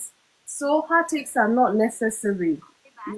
Like you said, it has to be teamwork. We have to learn to forgive one another. Don't worry, next time I will do the tongue twister. I hear you. Look at him. Hey. Wow. That looks I hear you. In fact, you'll be the first person. I'm going to look for a very hard one for you. Let's see. Only for you. Thank you so much for tonight. Honestly, I appreciate every single one. We're taking it to 50K likes. At least you can't talk, but let's keep tapping. Let's tap so that we'll take it to 50K. By the grace of God, it's been an amazing night. Let everyone check themselves. Let us self-reflect. if we're causing heartache in that relationship, if our spouse is causing it, let's talk about it with them so we don't suffer in silence. God's intention is that we enjoy our marriage relationship. That talk is coming from you, Debbie. Are you watching the cartoon? Oh, Sorry, it's my TV. oh, I see. I was wondering, but thank you so much It's Chinese. thank you for your help for typing that long tongue twister out for us. Thank you. See, Elder Oh, Leslie. He's we are just almost at laughing there. 50K. Elder Leslie, why? Why are you running? You running? You running? Why are you running? Elder Leslie, Really there. Go. Thank you so much. Honestly, you guys have made my night. I know I will sleep well tonight by the grace of God. Oh, nearly there. Thank you. you're almost there. Yay! We did it. Point two. Thank you so much. Only God can reward all of you for me. Thank you so much. Really appreciate all of you. I wish you wonderful night rest. Enjoy the weekend. And guess what, guys? Yay! On Thursday next week, by the grace of God, Insight will be 1 year old. 1 year. So please come with your Where are we dance. going for the party? I don't even know what we're doing. Elder Debbie, you bring cake, you sew my cloth for me. Bagang. And Mr. Christopher, you buy the drinks. Mila, you come and pray for us. Bang. Leslie will do the praise and worship. Minister Sarah will give us the word. Woo! So it's an interesting topic that day. I think I've checked, but I can't even remember for the life of me now. But yes, so indeed, it's going to be a wonderful Thursday by the grace of God. Honestly, I can't wait. And I'm grateful to God and thankful to everyone He has brought my way in the last 1 year. Those who have come and gone, those who have remained, those who are not starting their life, those who don't want us to come and support. I'm just kidding. Every one of you, honestly, God bless you. God bless you so much for making Insight what it is. I really appreciate everyone in this community. God bless you so much. Mila, do have a wonderful night. Mr. Christopher, thank you I can't believe I kept you up this late, sir. Thank you so much for the love and support. Thank you. Well, for those of us in UK, I don't know, is it Europe? I don't know. But the time, and happy Mother's Day! All the mothers, all the women in short, because you're mothers as far as I'm concerned, whether you have biological children or not, I bet you're responsible for so many children. Happy Mother's Day in advance. Much love to all of you. Keep being the best version of yourself and love yourself. Mothers, love yourself. Treat yourself. Even if you think, oh, I don't have children, no, treat yourself on that day.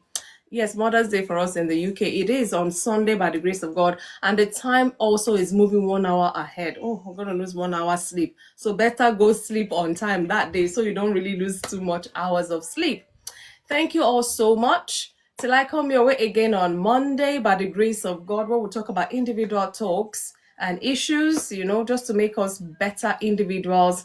I remain yours sincerely, FunmiRoyal. Be good.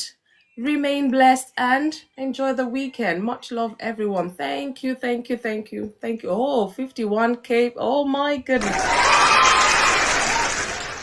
Thank you so much. Enjoy the night. Thank you all. Thank you. Good night. Woo! Inside. Thank you. I will. Thank you. God bless you. God bless you. Our anniversary is next Thursday. Please don't miss it. Rainbow. Thank you. The promise, the future, and life. Leslie, you escaped this puzzle today.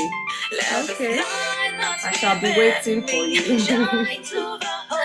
Good night, everybody. God bless. Good night.